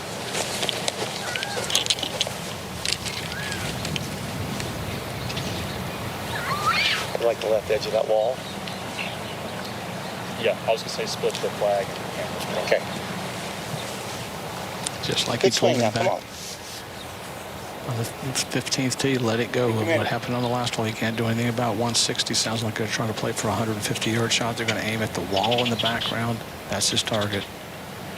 Yeah, that's pretty much all he needs. The slope of the green will take it left to right. Wind blowing right to left. Yep. Just need a solid strike. Left is not good. Well, that should be fine. Right in the middle of the green, should come off the slope nicely. Yeah, kind of got through, kind of skipped through that slope. Maybe a little further than he'd like. Yeah, that's a testy little two-putt. Back at 15, Biondi to tie. Just going to be very slow coming back up the hill. He did take a peek as it was going by. Oh. A little mental error from off that first putt. Just knew how fast that was. Matthew Kress has to win this hole to extend this match. Yeah, Coach Deacon left him at 16. He's played 17 by himself. Now at 18 by himself, 155. Nothing like the moment right now. Yeah, take dead aim right here. Maybe just a little left of the flag and just make a aggressive swing. Right of the hole, turning back. This could be really good. It could be great. Right on line. What a golf shot. What a answer. Matthew Kress down 2 at 17. Forrester missed a short par putt, and now Kress hits it to within a foot. And you really remember, he hasn't hit many quality shots all day until the 15th hole. We put it 10 feet underneath the hole, buried that one, survived 17 after a good tee shot, and then hits this beautiful approach after bombing a drive down there. I'll tell you what, this freshman, he can be proud of himself. No. And let's take a look at it from above, and he went flag hunting, and it never left the flag. He had a number that he liked, said aim left. Why do that? I'm going to hit a little draw in there, land it underneath the hole. What a golf shot. And you think about the disappointment in the quarterfinals, 2 up on the tee at 16 and losing that match. Earlier at 16, John Dubois, this for par, hit his tee shot short, indifferent second. You know, Howe is inside of him, and whoa, what a 3 there by John Dubois. Howe would miss his birdie putt, raced it a couple of feet by. This now to stay tied.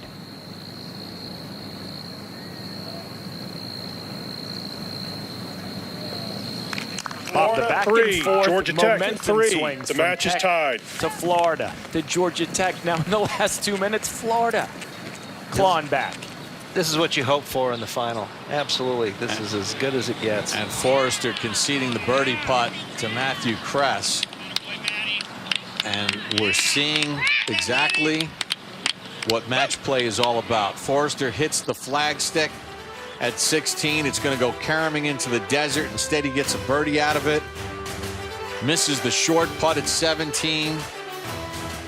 And then Kress hits it to within a foot at 18 for birdie, trying to force that match to extra holes.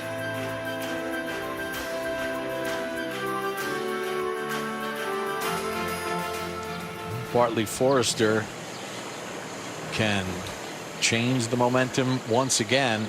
It's a long one, but if it goes in, Forrester puts a point on the board for Georgia Tech. He sure does. I just think about yesterday with the Gators coming back, being down. It didn't look like they had a chance, and I think the same for Kress in this match. I mean, it has been, I just can't believe what I saw on the last hole, but that shot right there was phenomenal. This might be a little going to the left down the slope. Yeah, it does. No question. does go down the slope. It'll tend to, if you get it too high, it'll kind of flatten out. But if you don't get it aired up enough, it will swing hard to the left. And you don't, at all costs, you don't want it to leave this, well, he's not going to have to putt the second one, but you don't want to leave it short. No, it looks like he's going to leave the flag stick in as well. Yeah, so the next one doesn't matter. Jim, with the wind whipping, could it affect this putt as it starts to turn back left? It could. He took the flag stick out maybe for that reason right there, because it was kind of coming back to I guess, towards the side of the green, the left side of the green. It could affect this putt. It's pretty exposed out here. Forster for birdie to win the match at 18. Gave it a pretty good run, a little less speed. He had it on the proper side. So Matthew Kress with an incredible birdie at 18. They will head to the 10th hole for the 19th hole of this match. Again, a national championship sits in the balance. Florida has an early point on the board. Georgia Tech leads in only one match. The rest are tied. John Dubois first to play at 17 with driver. He is taking a go. Cannot miss this to the right. It's peeling to the right. And that will be really difficult. Par putts at 15. This is Steelman. Oh my. And that is a 3-putt bogey there. Both players had birdie putts here at the 15th. And now Castillo, a par putt here would win the hole and tie the match. And Billy Ray, you brought up something a couple holes ago about Ricky. How would he handle now trailing? The ultimate competitor sometimes struggles to compute with losing. Compute it, really. You know, he's so hard on himself. He has to remember what he did coming down the stretch yesterday. Well, once he lost that lead in the match, he's been hanging tough. But oh my goodness, that went snap left all the way across the hole. Wow. Georgia Tech, 1 up. Oh, there it is right there. That's the moment with Ricky Castillo that he gets so amped up in the moment, the ultimate obsessive individual about this game, and he has to realize that he's in it. And you see Ross sort of smiling, walking off the green with a pep in the step. Because he's got to go into the desert to get his ball. Yeah. You know, Billy Ray talked about it. We just sort of addressed it. It's that moment you see from Ricky periodically throughout his career. Do you like the fact that Howe is laying up here at 17? I think it's a strategic move. I think if Dubois would have hit a good one, he might have taken a go, but put himself in position. So much on the line. Florida making it to the match play for the first time. 56 NCAA appearances. They've won 4 national titles, their last coming in 2001. 32 appearances for Georgia Tech in quest of that first men's Division I national championship. They've been a runner-up on 4 different occasions, the last time in 2005.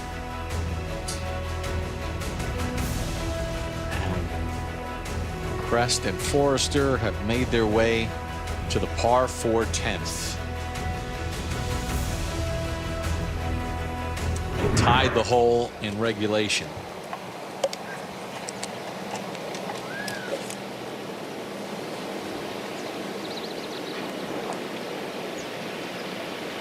Choosing an iron off the tee here. I would assume he's trying to keep it up the right side. Of course, that wind is blowing left to right pretty hard.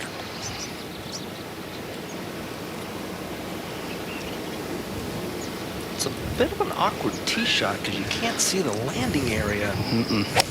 It's only 390 yards today. That's just going up the center, and that'll be just fine. It's hard getting a smile out of Matthew Kress.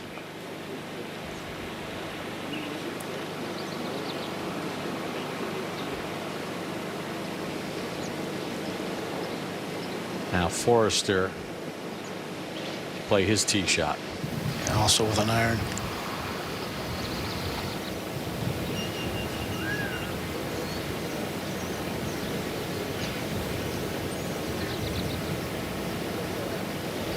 Gathered himself on that 18th tee after a slip up there at 17.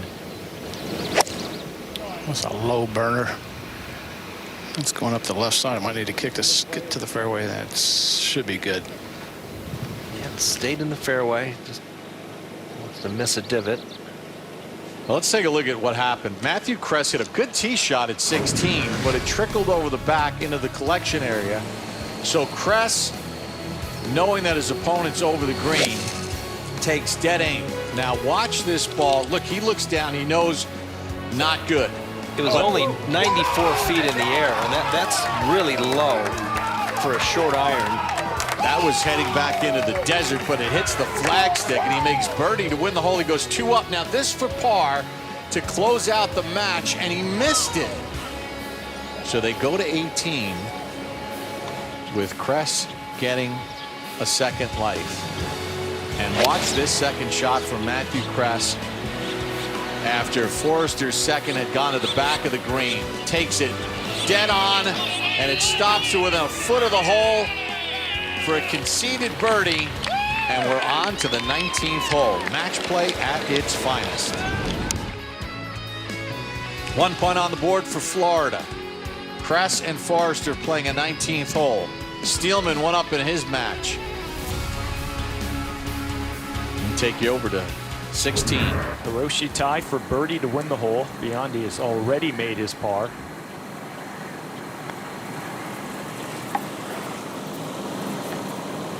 They will head to 17. Match remaining tied up. Now Dubois second. Howe has a 15-footer for birdie. Has to take this straight up in the air. How good is that? And that is outstanding. Short-sighted, pitching on a down slope, not a very good lie. Hoisted it up in the air, well done. That final match on the tee at 16, Steelman with the 1-up lead. It's going to be interesting play here. This is a pitching wedge, 155 yards, and that wind is ripping hard from right to left. As high as he hits it here, Billy Ray. He's trying to draw it in from right to left here. Is it enough? No, that comes up well short. So Billy Ray, we talked about Ricky and how he reacts. And I think as a coach, you can't be everywhere at once. But for J.C. Deacon to fall back to him right now, I think could be hugely important. No doubt. Just a little calming advice. And now a pitching wedge for Ricky. He's going to have to get all over it to get there. And it's a high, towering pitching wedge. Just a little bit left of the flag. Yeah, if it's left of the flag, it needs to get down. Easy. Just hangs on. Fortunate break there.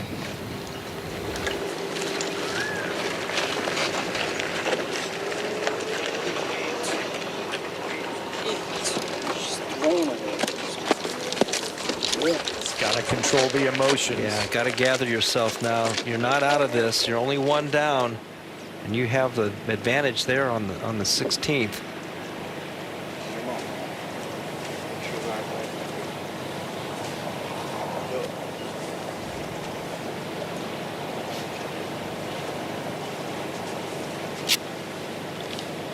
Jim, what's Bartley Forrester have in? He's got 143. And, you know, I was thinking, we were talking about don't be long. That may be, if you're, of course, he's in the fairway. I think he can be a little bit to the right with this. You just don't want to lose it and miss the green right. The chip shot's not poorly, but for this distance, he should be able to keep it up there, but a little bit right of the hole will be fine. Anything as we've talked about long and left to get off, but. Yeah, it's not horrible if it's left and down in that pitching area. Exactly. But you want it on the top level. With this distance, you got to be able to do it. And right side.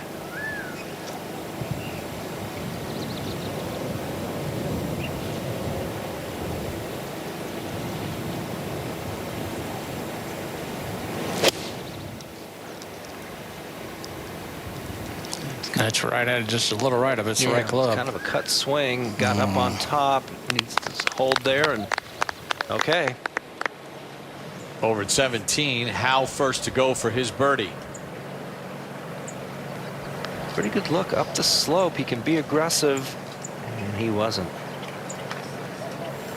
Par is conceded. Dubois has a birdie putt. Now Kress his second into 10. Yeah, 139. Wind picked up just a little bit right there. Try to hold it up against that right side. That's also on a good line just right of the hole if it's up on the upper level. I don't know if it did. It missed. Did not get to the upper level. That's going to be a wicked 2-putt. Up that slope. Big right to left breaker. John Dubois has this putt for birdie at 17 to go one up.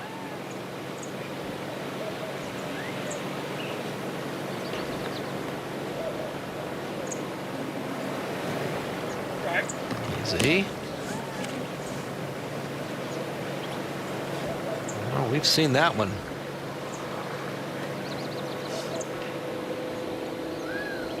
Back at 16, Steelman short of the green, his second. Well, this shot made it easier coming off the upslope. He's got it out right. This one running away from that flag stick now. Yeah, he's going to leave himself a good 8 feet, 10, almost 10 feet.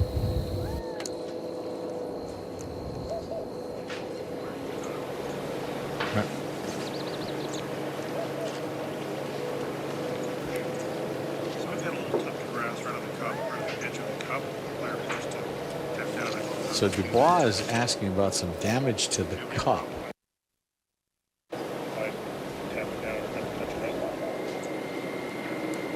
It's only been one group go through there.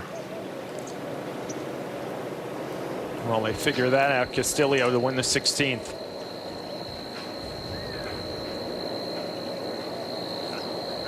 All right, couple of feet away. Likely not to be conceded, but to put a little pressure on Steelman, it is in fact. So Ricky with the 3. Burko, remember the clutch par putt Steelman made at 16 yesterday against Peter Fountain. Now at 17, Kress for his par to keep this match. Dubois for his par to keep this match tied.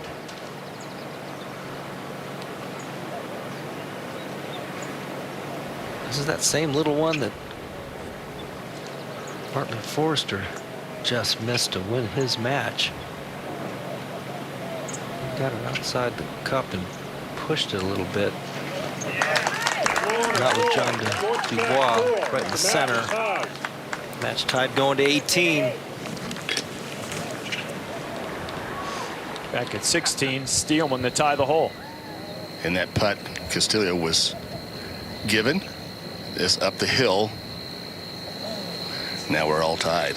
This tension. Florida 3 is amazing. Georgia Tech 4. The match is tied. The 4 matches on the golf course now are all tied. Kress with this uphill birdie putt at 10. Yeah, 48 feet. I'm going to say the last 20 feet really picks up speed, swings hard to the left. You got to get up over the crest with a little bit of speed and to kind of feed it down there. Forrester's in there inside 30 feet. Much easier putt for Forrester. We have to hit it so hard first half of the putt.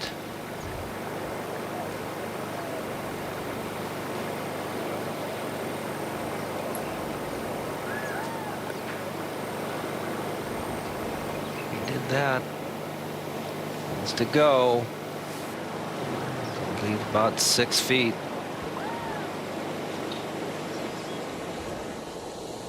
Now at 17, Hiroshi tie. Both players pulled out driver pretty quickly. Cannot miss this to the right.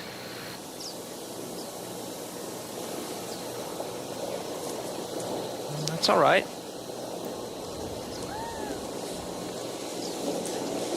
Bartley Forrester, as we Take you back over to 10. Has this putt for birdie to win the match. Yeah, straight downhill, straight down that fall line, so fast.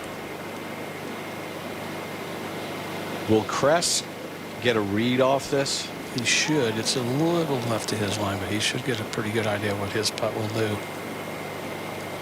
Of course, if Forrester makes it, it won't matter. I've seen that before on this hole.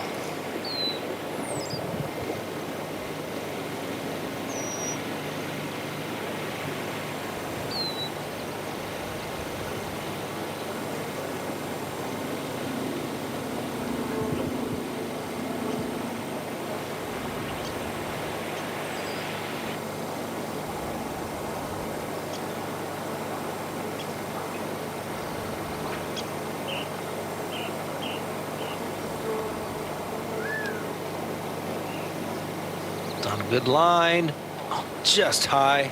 Ooh. Maybe carried about a foot too much speed. Now he's got 3 feet coming back.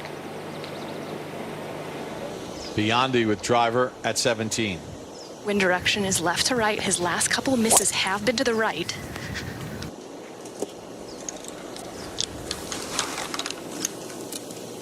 Right up the center. It'll go up to the front and then it'll come back a little bit. Biondi and Ty in the same spot. They are tied playing 17. Now Kress, as we take you back to 10, has a par putt.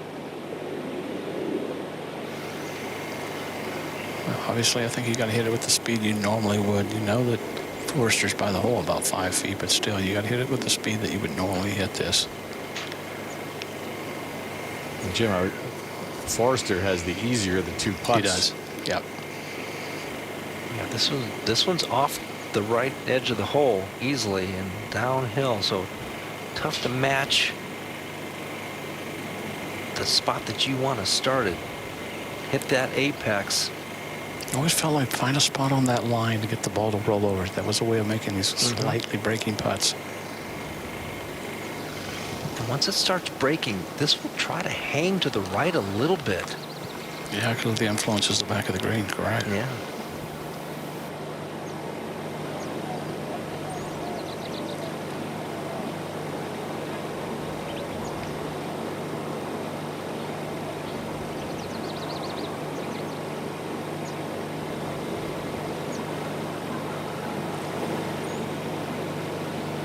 What a putt. Impressive.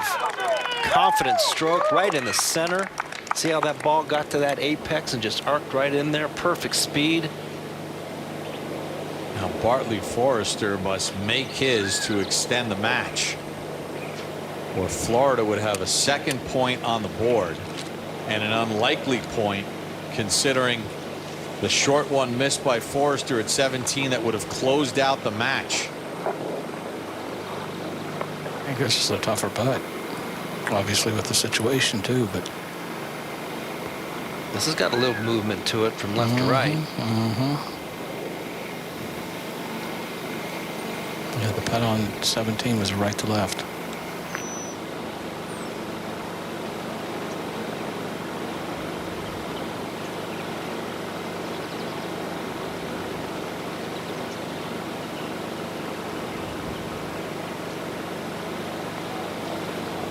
Come on! Forrester moves the match to a 20th hole with a national championship hanging in the balance. Back at 17, Hiroshi Tai of Georgia Tech to play his second. He had a good 5 feet below the surface of the putting green. And then he's got another ridge to climb.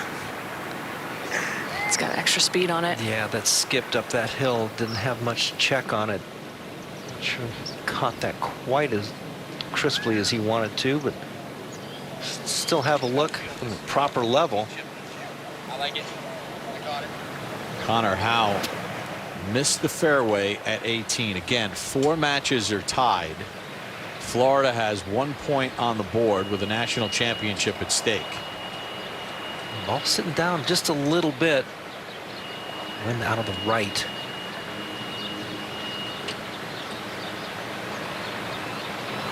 Something just inside the left edge of the green.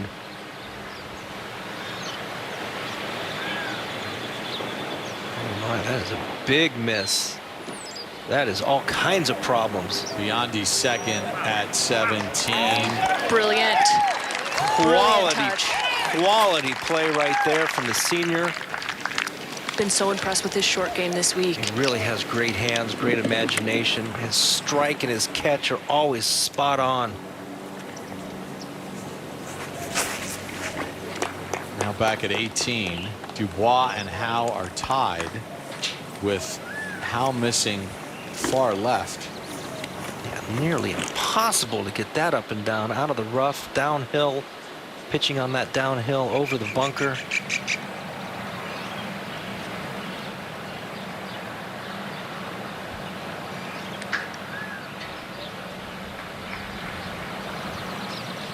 Dubois right here. The beautiful tee shot, right edge of the fairway.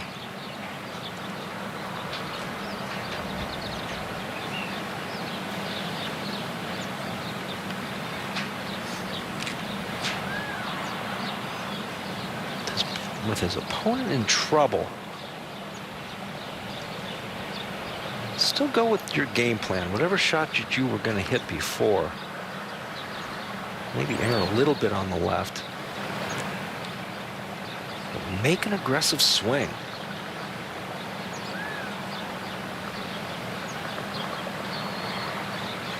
John, right, that front left part of the green. Yeah, I think with this shorter club, though, Bob, I don't think that you have to bail out quite that far. You can get this with a good strike, just left of the flag, but make sure you pull a club that's going to fly at least 5 steps on the green. He went right at it. Heck with that. We're just going to take it right at it. Flew maybe just a touch too far, but that was a quality golf shot from right behind the hole. Puts a lot of pressure on Connor Howe now for an incredible up and down. Now at 17, Hiroshi Tai must make this. Biondi's birdie was conceded. And this is going to move from his left to his right. Got started too far to the right with the wrong speed. So Biondi heads to 18, Florida 3, one Georgia up. Tech 4. Florida is 1 up. And this is the tee shot of Matthew Kress at 18. And again, they go from 10 to 18. That hits the cart path. Sure did. I don't know if it got through or not. No, that hit the cart path, and that is in big trouble. That was just a low toe duck hook.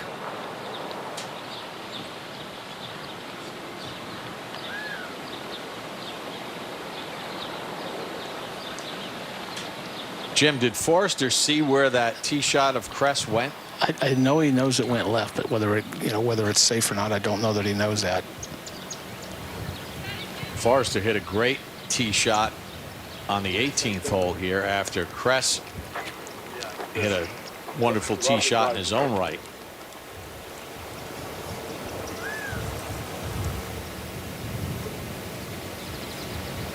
And Florida has a point on the board. Biondi is 1 up in his match. The others are tied. That is leaking out towards the right. It might get left to that bunker. Might need to get down too. It should be fine. Yeah, that's in good shape. So now the search will be for Kress's ball.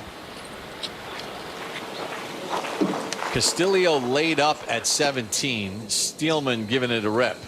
It certainly has the power to get there. Yeah, this ball is headed right and riding the wind.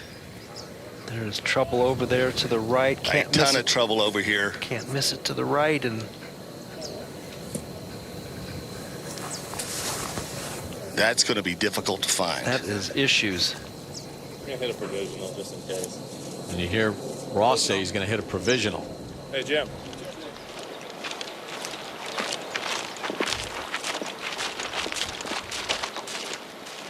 And as you look through that thicket, that is the golf ball.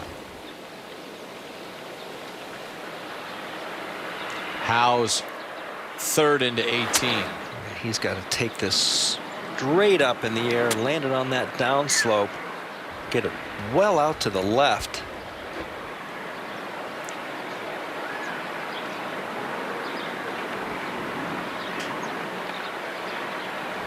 Does have a little bit of wind that could help him.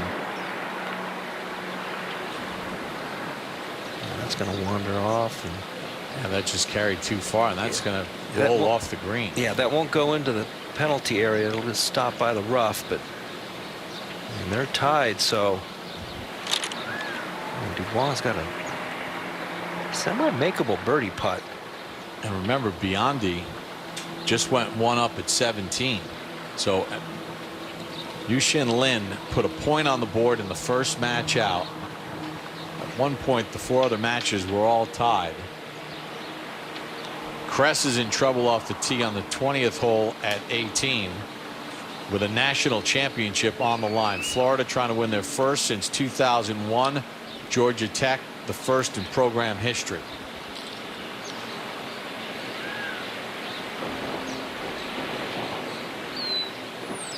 Howe is going to be pitching for par.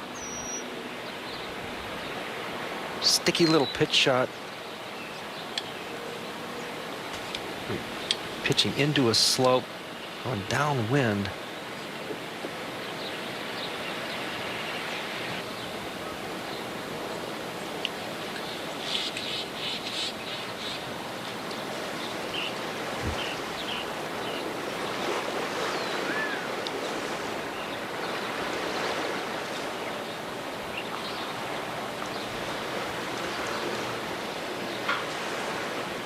John, what's the ideal play here? Go in there low.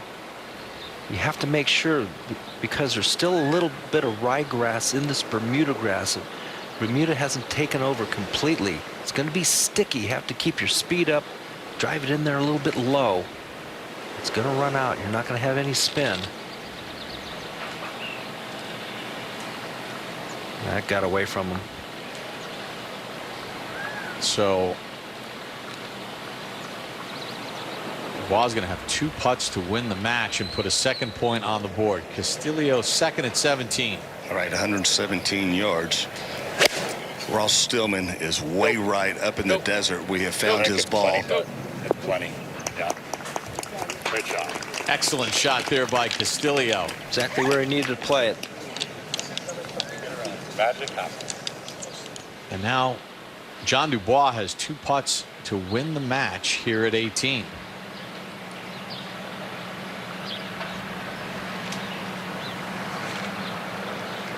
And with Steelman in trouble at 17, Kress in trouble back at 18, a point already on the board for Florida. Could end quickly. Yeah, this putt goes down the slope just a little bit. From this angle, though, he can air it out to the right, use that slope to slow it down. It will break pretty good from right to left.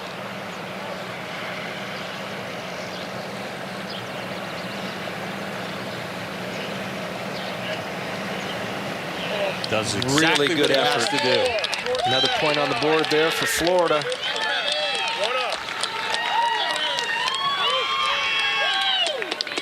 And now the Gators are 1 point away from a national championship. This is the first time they've made it to match play.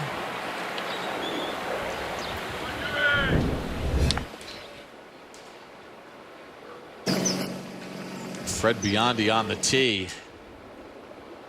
He knows that they're closing in on a national championship. Biondi trying to do something that hasn't been done since Eugene Country Club, win the individual and be part of the team championship. Aaron Wise in Oregon did it in 2016.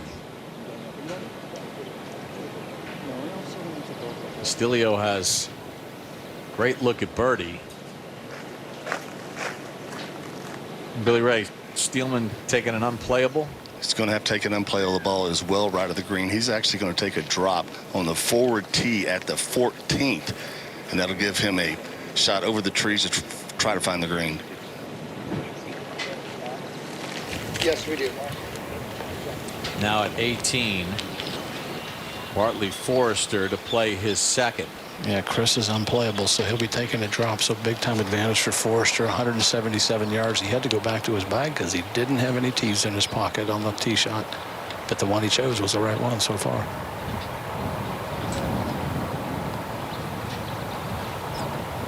His opponent in trouble. It's got to be going a little bit left. Same shot he hit on the last time.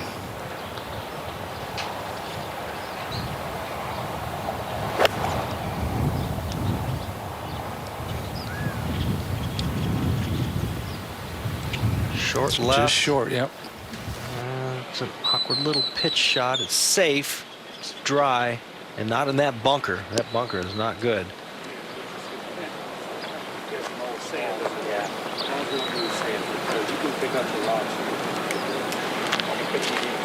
That's a bigger rock? Yeah. Yeah. Just not this kind of stuff.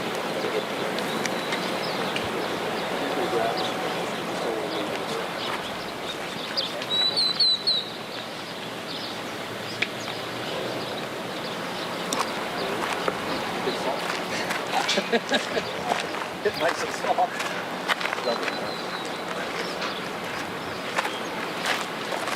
Kress now will be playing his third.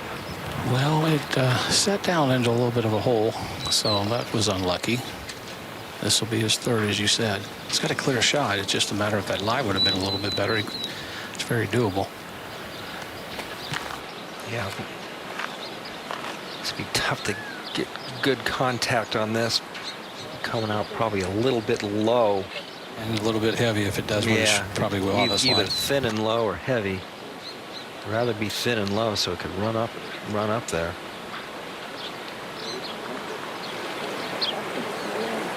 A little over that, maybe. So going on this line.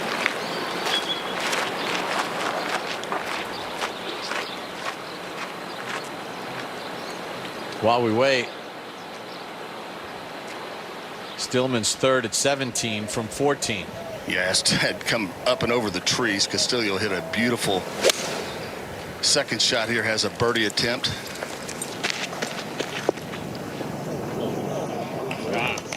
That was pretty tasty. Yeah, I'm certainly so, just to find the putting surface in that position.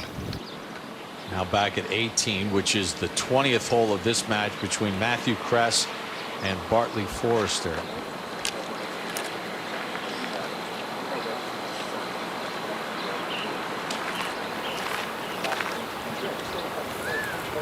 Guesstimating the number right under 160.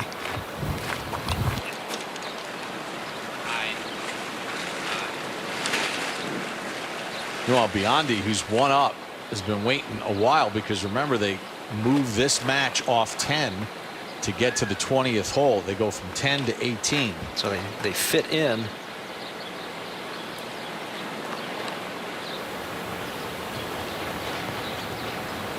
Aimed out there to the right, going to try to hit a little sling and draw. It came out a little heavy, and it's got to get up. It'll stay dry. He's still in the hole though. It's not an automatic up and in for Brantley Forrester. Over at 17, Ricky Castillo missed his putt for birdie. So Ross Steelman will have a chance to tie that hole. Now Biondi waiting for the fairway to clear. He's one up on Hiroshi tie. And it has been quite a lengthy wait. I'm sure coming off the birdie on 17, it would have been great to be able to just stick a peg in the ground and go. But they did also have a wait on the 17th tee, and he stood up and striped it. Of the misses that I've seen today off the tee, they have been to the right, which obviously would bring quite a bit of trouble into play. There's that bunker down on the right. Wind pretty calm at the moment. Yeah, just got to keep it inside that right bunker. Go ahead and swing away.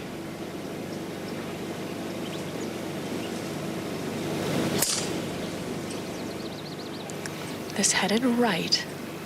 Starting to come back a little bit. Yep. Bounding down the fairway. Misses that right bunker. Still in the fairway. Quality tee shot. Can Steelman make the all-world par at 17? Well, very makeable here coming up the hill. This match is tied right now. He's Made them before. Florida 4.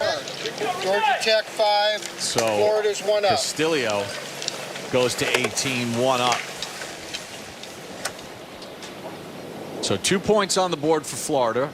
They need 1 more for a national championship. Ty needs to flip this match. His tee shot at 18.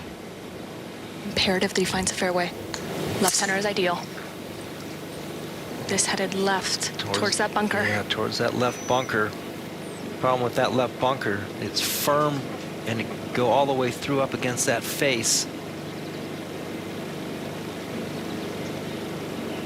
He did carry the bunker. Well, there you go. What bunker? So up at the green, Matthew Kress will have a 4th shot short of the green. Forster has a 3rd. Ted Antonopoulos, the rules official, had to flip a coin. It was so close, and it looks like Kress will be first to play. Again, the 125th edition of the Men's Division I Championship on the line. Florida trying to win their 5th title in program history. They have 2 points on the board. They lead in 2 matches. This match is tied on the 20th hole. As you said, John, you want to give us a run, but you can't rule out 5. Make sure you make a 5, because apparently Forster is not an automatic up and in.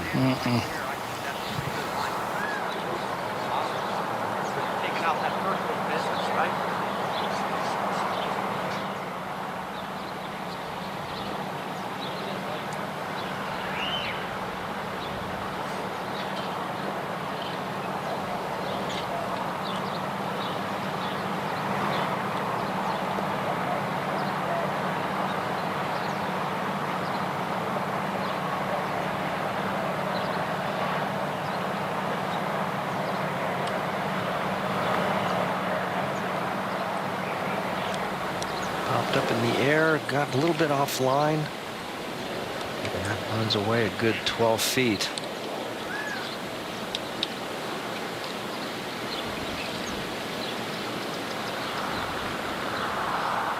Forster needs to stay in the game, though. And Forster's been kind of pacing back and forth from the fairways. Now done it around this green. I mean, you know the moments. Big time pressure right here, but you've got to keep this ball as left as you can. No doubt about it. Big breaker from left to right. You have slope, you have valley. A par for Forster wins the match.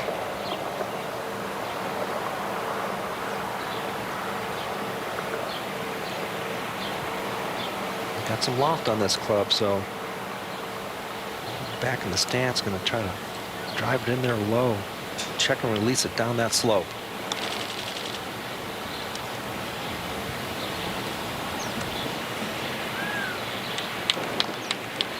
Okay, pretty well done, but he'll have to make that. It's not going to be given to him. Matthew Kress still has about a 12-footer for bogey.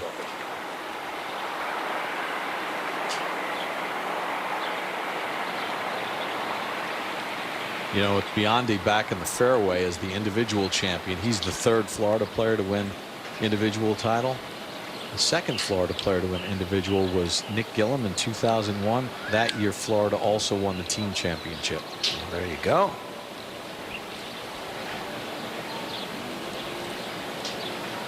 Kress for bogey. Forrester has a par putt. Again, 2 points already on the board for the Gators. Trying to find something in this. It, I guess, could go towards the water if it goes any direction, but yeah, it'll tend to go a little left, not a ton. No. If it loses speed, yes, it'll break off. If it has the correct speed, if you get it outside the hole, it'll stay there.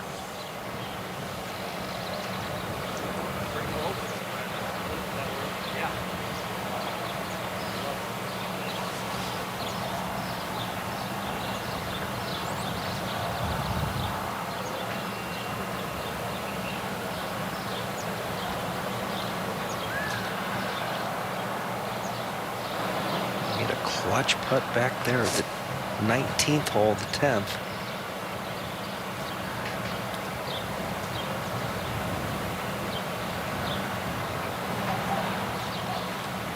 He'll stay to the right.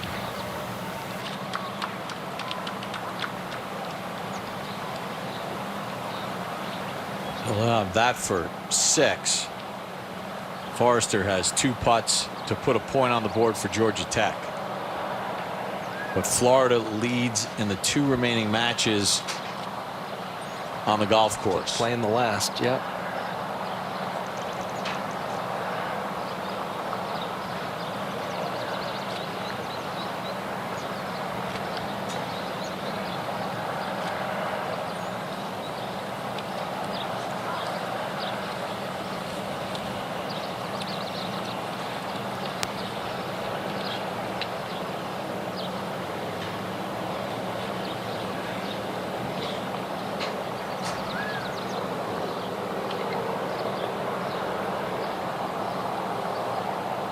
Just on that right edge, dripping speed.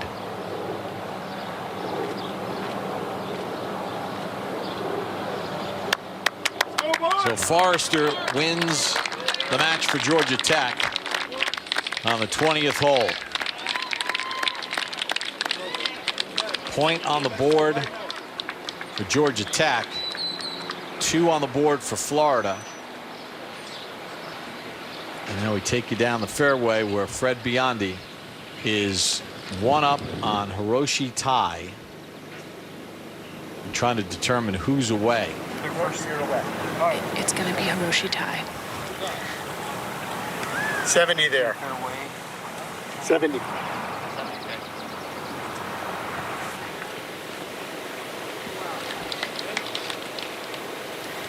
He has actually a really nice lie in the rough. It's sitting up pretty well. And there is a pretty severe slope from left to right in this portion of the rough, but he's found a relatively level lie. It's slightly below his feet, but I don't think it's much concern considering he's got a better angle into this green. Wind moving from right to left, which will help considering that slope is moving left to right once you hit the ground. This match has never been more than 1 up either way. Tai had the lead through 10. Biondi won the 11th. Biondi won 13. Tai won 15, and Biondi won 17 to go 1 up.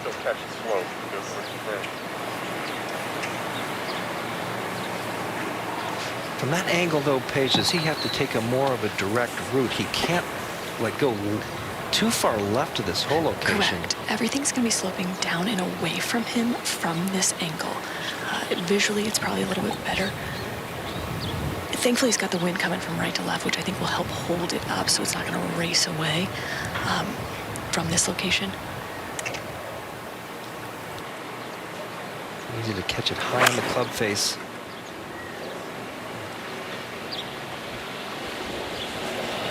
Hold it. Hold it off that downhill lie, and depends on the lie in that bunker. If it's on an up, oh, it's buried in the face. That's going to be rough. So now the strategy for Fred Biondi. Definitely doesn't know what the lie is like. No, we saw the splash high in the face, and there's quite a few bunkers that we've seen plug, so certainly something that he has crossed his mind.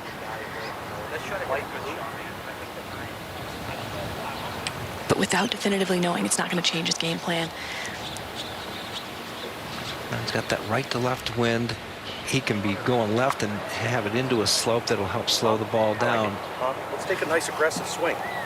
Dudley Hart was with him on Monday when he needed a good shot and getting a par to win the individual title.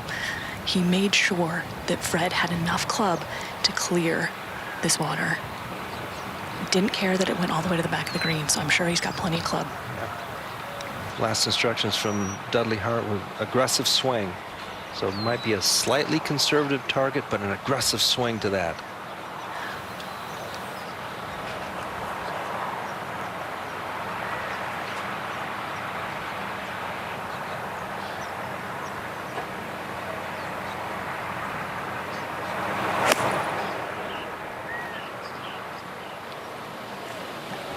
He's headed left center. Yeah, he's such a good striker of the golf ball that you're never going to, when you're that good a striker of the golf ball, you're never going to plan on a mishit. You're always going to plan on a good strike.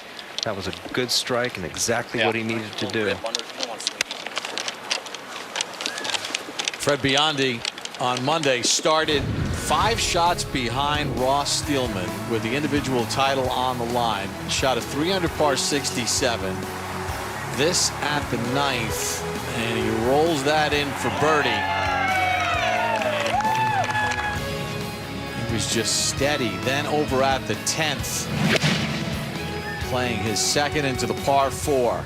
Yeah, he really played a lot of good iron shots all day long. Tough conditions. Made a double bogey at the 7th hole, but other than that, really hit some quality golf shots all day long. And then a par at 18 to post 7 under and become the 3rd player in the history of the University of Florida to win the men's individual title, and has a chance to become the 2nd Florida Gator to win the individual the same year the team wins the team title. We haven't had that double since Aaron Wise in Oregon at Eugene Country Club in 2016. And Fred Biondi, the individual champ, has an opportunity to deliver the championship point for the Gators. The range of emotion over the last hour or so has been incredible, and the swings. Really back and forth all day long. Really, it's just what you dream of for an NCAA final. You take a look at that live for Hiroshi Tai, and it is awful. It's horrendous. I mean, this is what nightmares are made of. It's so deep into this fried egg as well, beyond the fact that there's almost impossible to have any stance at this ball. And he has to win the hole. This has to go in. It's impossible. I don't even know how you access this ball right now. One point, Florida was up in 3 of the matches. Then Georgia Tech gained momentum. Steelman got a lead in his match. Hiroshi Tai got his match tied up. And then things kind of fell apart late.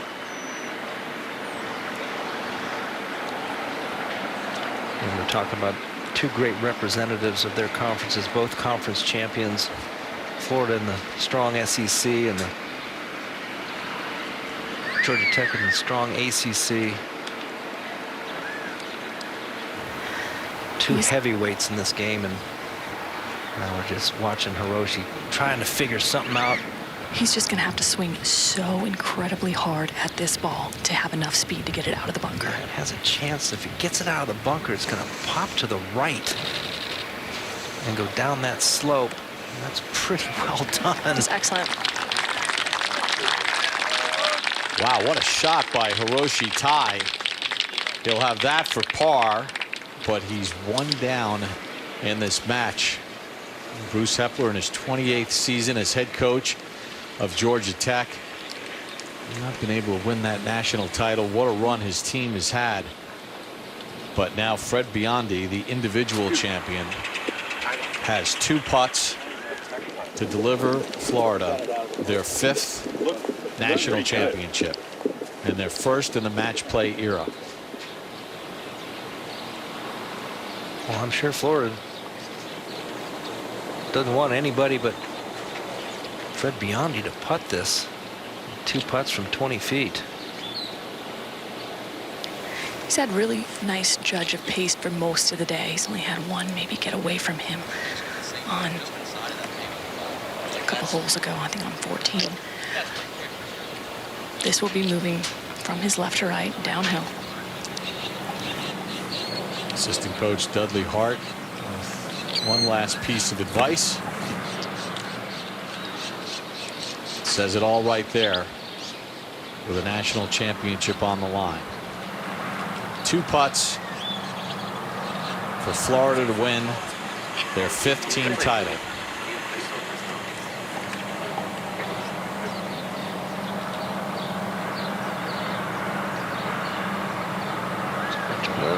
And there it is.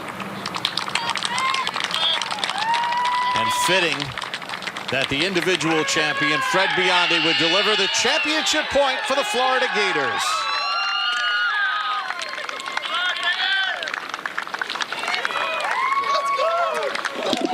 Oh, what a feeling. Just a dream week for Fred Biondi and for the Florida Gators. Oh my God. I'll give you half of one. Come on, Freddie. Ready? Go here. Oh my God. Let's go. Thank you. Really good play.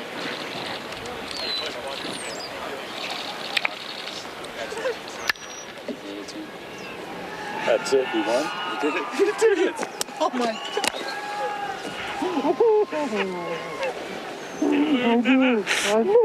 I knew. The first second I met you. We did it. We did it. We did it.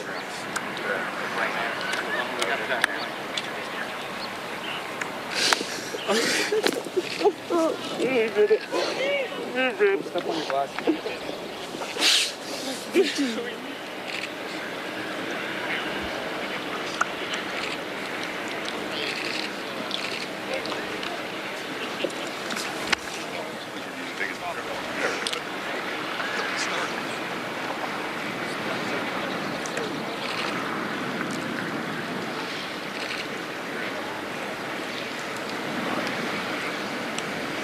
Classy move by J.C. Deacon. Well done. Excellent. Sir, thank you very much.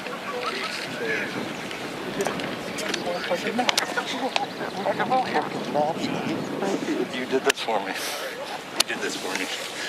Thanks. Shit. I need a triple. Florida has defeated Georgia Tech 3-1 to win the program's 5th national title, their first in the match play era as they take down Georgia Tech 3-1. What a run by the Florida Gators. They had a battle back against Florida State in the semifinals. Georgia Tech, what a ride they had, winning the ACC title and their regionals. But in the end, the championship trophy goes to the Florida Gators. Tough conditions. Florida Gators come out on top. Excellent play down the stretch. A lot of swings back and forth. Just what you wanted in the final match. While we have a moment, let's send it down to Paige. And Fred, hard-fought battle. It's been an incredible week as an individual champion. Can you explain what it means now to win a national championship with your team? And it means more than winning individually. Bringing this home for not just us, to the whole Gator Nation, everyone back home supporting. I mean, literally everyone was watching today, and it's so special. It means way more.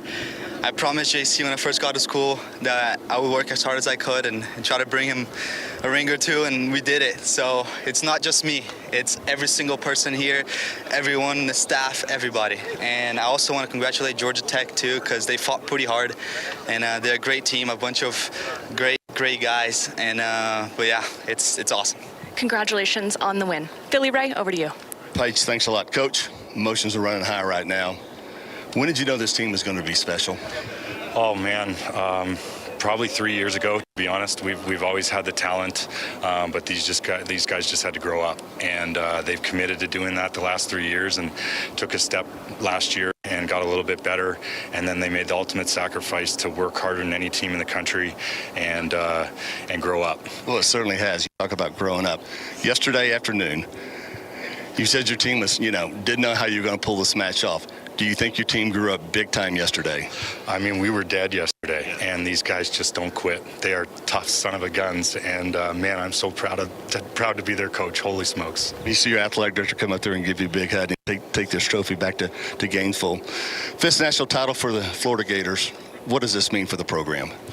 Well, I mean, when I got this job, it was a huge responsibility to all of our great alumni and so many people, Buddy Alexander, who poured so much into making this place great. And it was a big responsibility for me and for us to be able to give back and contribute to the great athletic program that Jeremy Foley built and Scott's continuing right now. Man, that's just incredible. I'm so pumped. Coach, congratulations and go enjoy. National champions. How about that? There you go. Okay, Paige. Yeah, here with Coach Hepler. I know it wasn't the day necessarily that it turned out in your favor. What do you feel like was the turning point today? Well, it looked like it kind of flipped on 17 and 18. Matches were tight all the way through the end, and they made some birdies on 17, and we didn't, and that was really the difference. It was a great team. Salute to them. They played well. Just a little short again. Well, throughout the day, we heard what you mean to these players. Can you talk a little bit about how important these guys are to you and how they've been to this program? Well, they're like your kids, you know, and they come and go, but they're always part of what you're doing. And I've heard some of the comments, I guess. It's nice to be liked. But their commitment, this group here, was as good as any we've ever had, and they love each other, and they work from 6 o'clock in the morning till 10 o'clock every night for 9 months, and just a little bit short. But there's not a better group of student athletes in college, and I know that for sure, and they did a lot of good stuff, and we'll just keep coming back again. Yeah, it was a hard-fought day. Congrats on a good season. Thank you. I appreciate it. Jim, over to you. Thank you, Paige. We're going to start with Ryan because I know where you're going to go. Ryan, what's this experience been like for you with your dad as an assistant coach? What's this week's been like for you? It's amazing. It's a dream come true having my dad, especially here. It was when he first got here, it was a little dicey. Didn't really know what to say. But I can't believe this is happening, and to have him here with me is just amazing. Dudley, you were a player at Florida, PGA Tour player. Where does this rank in the accomplishments with you now on this side and coaching these guys? Good one. Now you're going to get me going. You can't compare winning as a team to winning individual. You just can't do it. To have this opportunity to just come back and try to help some guys live some dreams that I was able to live at a school that did so much for me.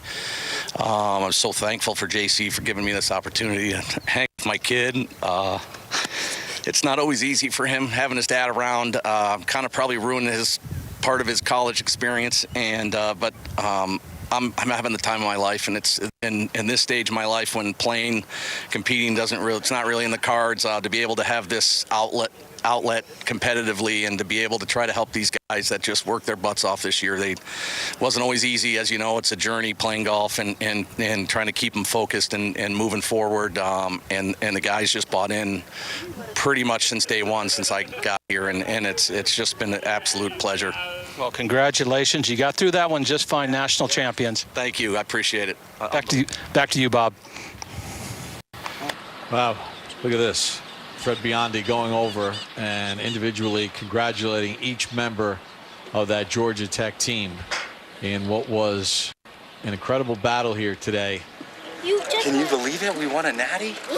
J.C. Deacon in his 9th year as head coach of the Florida Gators with the family and a national championship. When we come back, the trophy presentation. Florida defeats Georgia Tech 3-1 to win their 5th NCAA Men's Division I championship.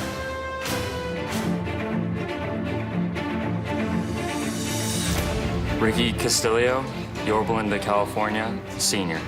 We had one mission and one goal. Matthew Kress, I'm a redshirt freshman, and I'm from Saratoga, California. Through every workout and every practice. Yushin Lin, senior, I'm from Beijing, China. Every shot, every putt. Come on! John Dubois, I'm a senior, and I'm from Windermere, Florida. With discipline and dedication. Fred Biondi, I'm a senior, and I'm from São Paulo, Brazil. It was all worth it.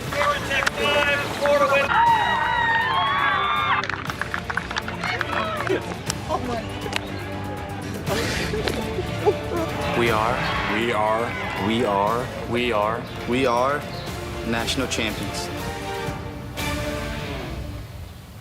And for the first time in 22 years, and the 5th time in the history of the men's golf program at the University of Florida, they can once again call themselves national champions. Pleased to be alongside Jimmy Bass, the chair of the Division I Men's Golf Championship Committee, with the trophy presentation. Jimmy? Steve, thank you. It is with great pleasure that I present the 2023 National Championship Trophy to the University of Florida Gators. JC, congratulations. Thanks,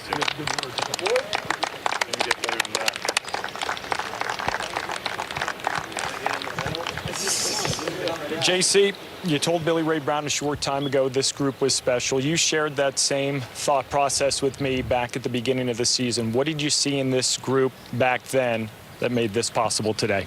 I mean, that's 4 guys from that 2019 class that turned out unbelievable. And we were always talented. There's no doubt about that. We've had the talent, but these guys changed their work ethic and changed their discipline and changed their habits. And that's why we're standing here today. They sacrificed their entire lives to get better at golf and to learn the hard things about the game. And we just won a national championship. How much did that all come into play when you consider yesterday the quarterfinals, the semifinals, the tee shot by Bartley Forster at 16, wondering how much can this team endure to continue to fight through? Yeah, I mean, it's just all year long we've put ourselves in some really, really tough spots over and over and over again, and these guys are extremely tough, and that's what champions are. They find a way to stay positive and to stay in the moment and keep doing the right things, and these guys defined that here, especially the last 2 months, winning the SEC and now winning the ultimate prize. 9th year as head coach at the University of Florida. This morning you told me the first 7 years were good, the last 2 were great, due in large part to Dudley Hart joining as an assistant. What impact has he had on this program? And you're gonna make me get emotional, but he's my best friend, and we were always a really good team. But what Dudley's brought to he's not only a great golf coach and really smart, having played on the tour for 30 years. He's the best human being you could ever ask to be around these guys and to be around me. And I'm just so lucky. I've got to be the luckiest guy in the world to have someone like that to work with every day, who I love and respect so much. And he's the difference. He's what turned this thing from a good program to a great one. You spent a lot of days on the road trying to find the right tools to make Florida a national contender again. What does it mean to have your family here to witness it? Yeah, my wife over there, she does the hard work because we're gone a lot of days away from home. These kids work really hard, so we're at the course early and we're leaving late, and she takes care of everything at home, and she never complains once. So this is probably one of the best things to happen to me. She's the best thing that's ever happened to me. Your plan was to play professional golf, no intention to ever be a coach. You got an opportunity at your alma mater as well as at the University of Florida. How does a kid from Canada that didn't have 2 cents in his pocket a decade ago become a national championship coach? Well, you're making me uncomfortable because this is certainly not about me. I appreciate you doing that, but Dwayne Knight and my mom and dad, they poured a lot into me and helped me grow up. But I was lucky enough to find these 6 guys in Dudley that went in my path, and they did the hard work. We set the structure for them and put it in front of them, and then they did the hard work and earned this thing. So and they had to go out there and hit the shot. So I really did nothing except for sit back and be nervous for 7 days. But I'm so proud of these guys, and I love my players so much. And I'm the proudest coach in the whole world right now. Total team effort, JC. Congratulations. Thanks, Perko. You're the man.